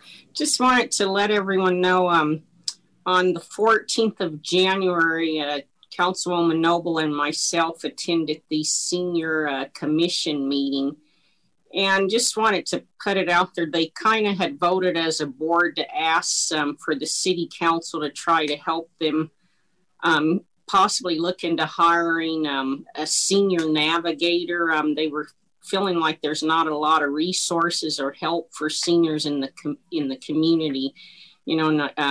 We had let them know, we would let, the mayor and other city council know that, because, they did express concern that there wasn't enough. They felt, the members that attended the meeting, that there wasn't a whole lot of resources available for them, or, if staff, and the mayor and other city council could keep that in mind, that they're, the ones that are on the board, they do feel like they need more resources offered to them in this community. So I wanted to pass that on. Thank you. Thank you. Any other council members wishing to make a report? Seeing none. I had a Zoom call with Commissioner Odorizio and other mayors in Adams County to discuss the structured settlements related to the opioid lawsuits. There's the state attorney general and is trying to push down a formula that so much money goes directly to communities, so much money goes regionally. And so we'll probably have, they're scheduled weekly, but they'll probably get canceled more often than not, but regular updates as that formula progresses. Attended the Commerce City Historical Society board meeting that they had on the 12th, and was great to see the good things that they have planned for the upcoming year, and hopefully most of the events they can do in person instead of virtually. The last week we had the Metro Mayor's Caucus retreat. They did push out what they want to do, similar to what we have, legislative priorities. And unfortunately, they sent it out during a survey after our last council meeting, and we didn't have another council meeting in the month of January. So I did not participate in the survey to identify the legislative priorities without consent of council on which ones we agree to and which ones we don't agree to. We've recently agreed to a new philosophy on how it is that we do consensus statements. Originally, if 5 mayors said no to an item, then that was not considered a consensus. Now it requires 2/3 of voting members to say yes to it for it to be a consensus statement. So that'll go forward. All those legislative priorities are supposed to be kicked back out to the committees for Metro Mayor Caucus, either the Executive Committee, Homeless, Housing, Transportation, in order to get a little bit of refinement. And then we'll be coming back, and hopefully we will have an opportunity as a council to vote on whether or not we want to sign on to those legislative priorities that the Metro Mayor Caucus is pushing. Good news, a couple months ago, you allowed us to sign on to a request for a grant from Wells Fargo for the Homeless Flex Fund, and the Metro Mayor Caucus was a recipient of $300,000 on that. Last year, we contributed $3,000 to that Flex Fund, so you can see the $300,000 contribution from Wells Fargo, and that should go a long way towards regionally looking at homelessness. That is all I had for meetings. I also had the area board meeting. Sounds like the fire department's got a lot of expansion going on. A couple years ago, voters approved a mill levy increase for them. And now with the Gallagher amendment going away, they have pretty much steady funding that won't be affected by a reduction in the residential assessment rate. And they are putting that to good use. Adams 14 is back to a hybrid model, allowing some in-class students as well as still some remote learning. So it's good to see that they finally have the opportunity to get back into a classroom, which is critically important for youth development. So glad to see that going on. The Arsenal did give, and the Refuge both gave an update on everything going on out there. Yes, the trails was one of the things that was mentioned. Also, we're going to start seeing probably some construction going on. They're going to tear down one of their old facilities and build a new filter facility that will be used to filter the water that is out there on the Arsenal. So you may see construction activity taking place actually on the property out there while they do that. And Tri-County Health is also working on a new air monitoring and ground monitoring stuff for the landfill over on Tower, and doing reports on that. So we should start seeing some information regarding the environmental impact of that landfill. And that's going to be critically important as Legato starts to spin up, as well as the homes, 88th Avenue northwest of there, going all the way up. So it's good to see that Tri-County Health has an active role in monitoring that. That is the extent of my report. We'll go for alibis. Councilmember Alan Thomas. I apologize, didn't lower my hand. Councilmember Hurst. Mayor, I just wanted to ask you a quick question. Have you heard anything about the water softening project and if it's still on schedule? Yes, we had a Water Commission meeting that is supposed to turn on about the end of February, and they anticipate softened water being in the system the first half of March is the schedule right now. They did have some delays due to COVID with the subcontractors and everybody, but they seem to be on track now. So that was the latest estimate that was given. There is some confusion out there. I think their website says they're going to set it to 7. Jim Jones, the district manager, said they're going to set it to 6, which matches what Denver Water is producing. For those that don't realize, they're actually pushing water up Tower Road from Denver Water, and so it's going to mix in with our water, and so the 6 and the 6 should match up pretty good. But that was the latest that came out of that meeting. Appreciate that. Yeah, because on their website it said they started charging the water softening fee on a monthly basis. So I just wanted to see if that was still. They did. One thing that I did ask was, the cost of it, and they do think that the cost is going to come in lower than what they initially estimated whenever that went out and got approved for doing. So it should be interesting. They also say this is going to improve the taste of the water as well as reduce the hardness. So I think we all have our fingers crossed that it's going to have a positive impact on the water quality in Commerce City and really get away from that negative reputation that the water district has in the quality of the water that they produce. Councilmember Noble. Thank you very much, Mr. Mayor.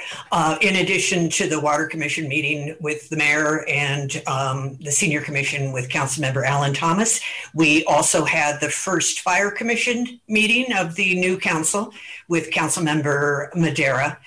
So that was great to meet with Chief Ensel and also Chief Nichols and members of the fire board, the district board.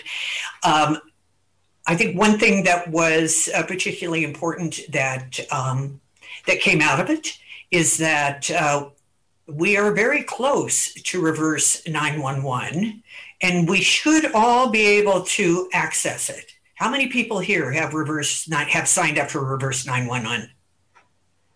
Okay, it's coming. Good. Okay, Councilmember Frank has it. Wonderful, but it's going to be a big push out, and we can address some of these questions that have arisen about Suncor Refinery, and that they can just send to people who live around Suncor. They can narrow it down in any fashion that they choose. So I think that will be really important for everyone to be part of. So thank you all. Again, one last time, any alibis? Anybody? Seeing none, we are adjourned for the evening. We'll have a regular council meeting on February 1st with a robust schedule and lots of important things to discuss, to include probably an executive session on that. Tomorrow evening, we have a follow-up on setting the 2021 priorities, and as well as the city attorney evaluation. Both those meetings start at 6 p.m. followed by the other meetings. So look forward to getting that important business carried out. Mr. Tinklenberg, before we sign off. Yes, thank you, Mayor. You reminded me of something I meant to bring up with council, and that is that agenda for February 1 currently has us ending at 11:35 p.m. So obviously it's jam full of stuff. Couple of the big items are the oil and gas ordinance, slated for 2 hours of discussion. Another one is the executive session, which is currently slated for 1 hour. That's regarding DIA noise. So I can pull some of this stuff off and delay it, but some of these items are items that the city council members requested. So I don't want to offend, but the reality is, given the policy that you adopted to limit it to basically 4.5 hours, this would exceed that. So I guess my first question is, are you okay with me pushing some of this stuff to a later meeting, which means March at the earliest?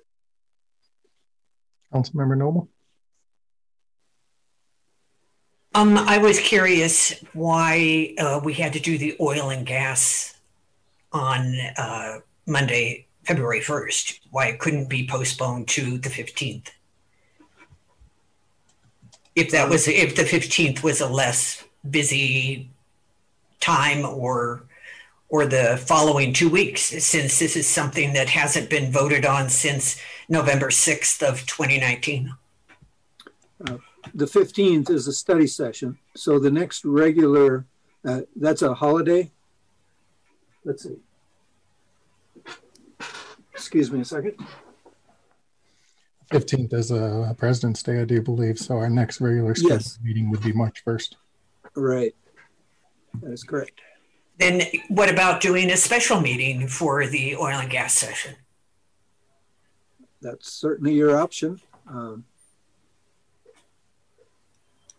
I just don't want people to feel like they're going crazy during something that is as important as that discussion will be. All right. Or feeling constrained in any fashion. Sure. Let me ask this. Does anybody have a board or commission commitment for Tuesday evenings, the first Tuesday of the month? You did great. How about a Wednesday evening? Anybody have one on Wednesday, the first Wednesday of the month? First Thursday of the month? Great. We'll call for a special meeting for February 3rd. Excuse me, that's February 4th, which would be the 3rd. Councilman Wadiola? I think I'm trying to pull up my, but do we have youth commission, Mayor Pro Tem? Yes, we have youth commission. All right. How about the second Tuesday of the month, which would be February 9th?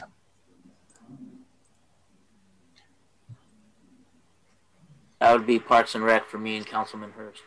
You have Parks and Rec every Tuesday? Second Tuesday of the month, and then I have Cultural Council. What's the first Tuesday of the month? Cultural. Okay. How about Wednesday?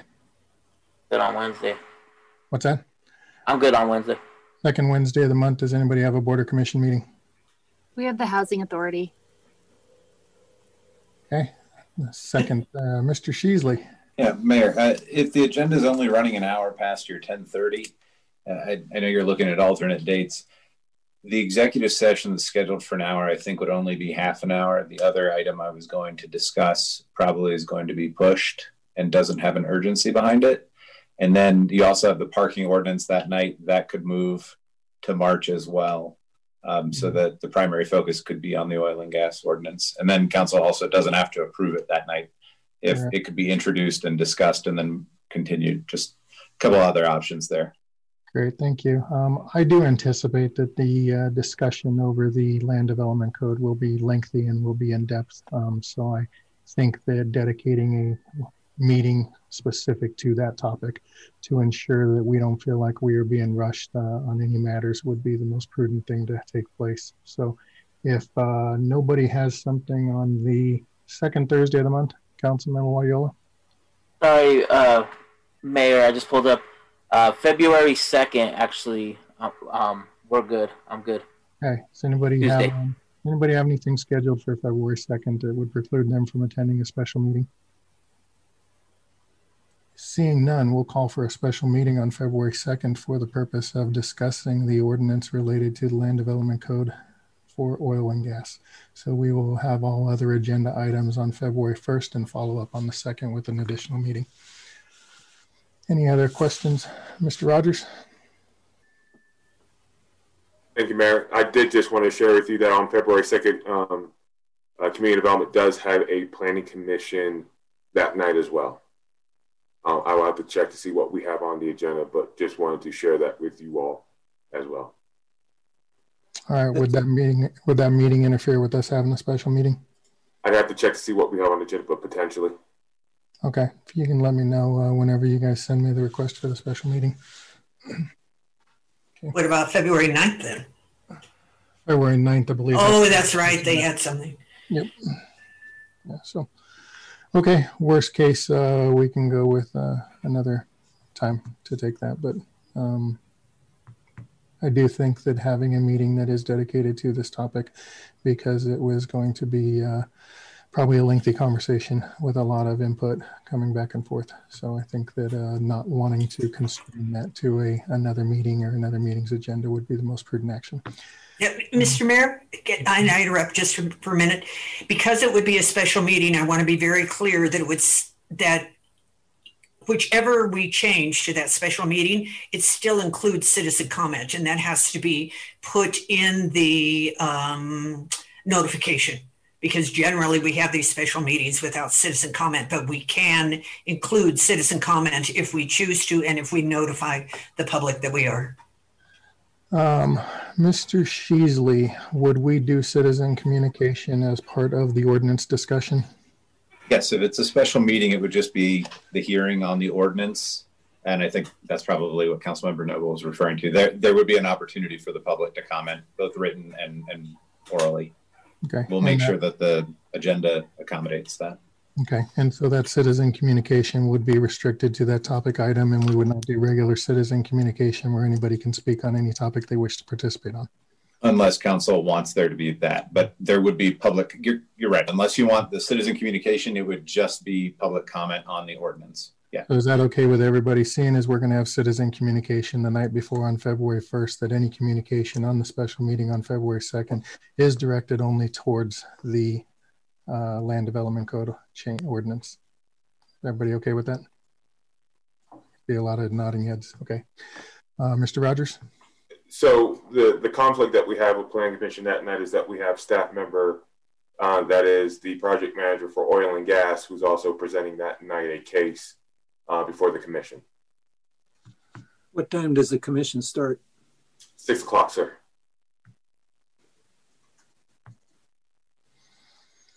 All right. Other alternatives? Councilmember Grimes? Just curious what the flexibility is of the Planning Commission's agenda. Is it possible to change that one item to a different night for Planning Commission?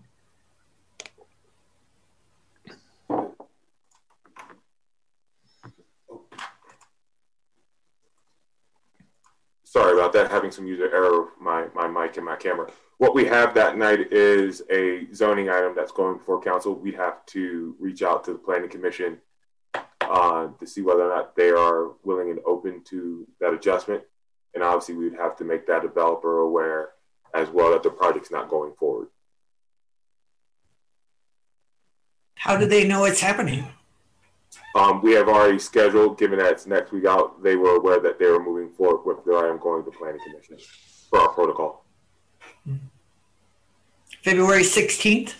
February 2nd, ma'am. I'm suggesting February 16th. For what, ma'am? I'm sorry, Mr. Mayor, I'm suggesting February 16th. Okay, Councilmember Wadiola? I can't do the 16th. Did we say the 11th? Anybody could do the 11th? Thursday? That's the senior commission. Okay. No, that's done at 5. Well, what time? Okay. Well, what's done at 5? I'm not Senior sure. commission? No, we start at 3. 3 and we end at 5. Okay, so it would be what? Okay, what time would it be on the 11th if we do the 11th? 6 p.m. like normal meetings. Okay, I guess that would work then. Okay. Does anybody have a conflict on February 11th to conduct a meeting? Seeing none, Councilman Wadiola? You're good. Okay. Okay. Call for a special meeting for February 11th to see the the Land Development Code ordinance on first reading. If it is done on February 11th, would it make the March 1st meeting, or would it have to be delayed until the March 15th meeting, Mr. Sheasley, for second reading? If it is approved on the 11th, there would be, I believe, for March 1st, I have to do the counting. Depends how quickly the clerk can get it published, but I think it could work. Yes. March 15 is a regular council meeting as an alternative otherwise. Right. Okay. Just trying to figure out where we are on timetable of getting that on second reading as well. So, okay, we will call for a special meeting for February 11th to discuss that ordinance, and the rest of the agenda for February 1st can stay without having to worry about running over. Thank you, sir. Thank you. Thank you, everybody else, for input on that. Have a great night. Have a good week for the residents, and we will see everybody else back tomorrow night for the 2021 priorities and for Mr. Cheesley's evaluation. Good night.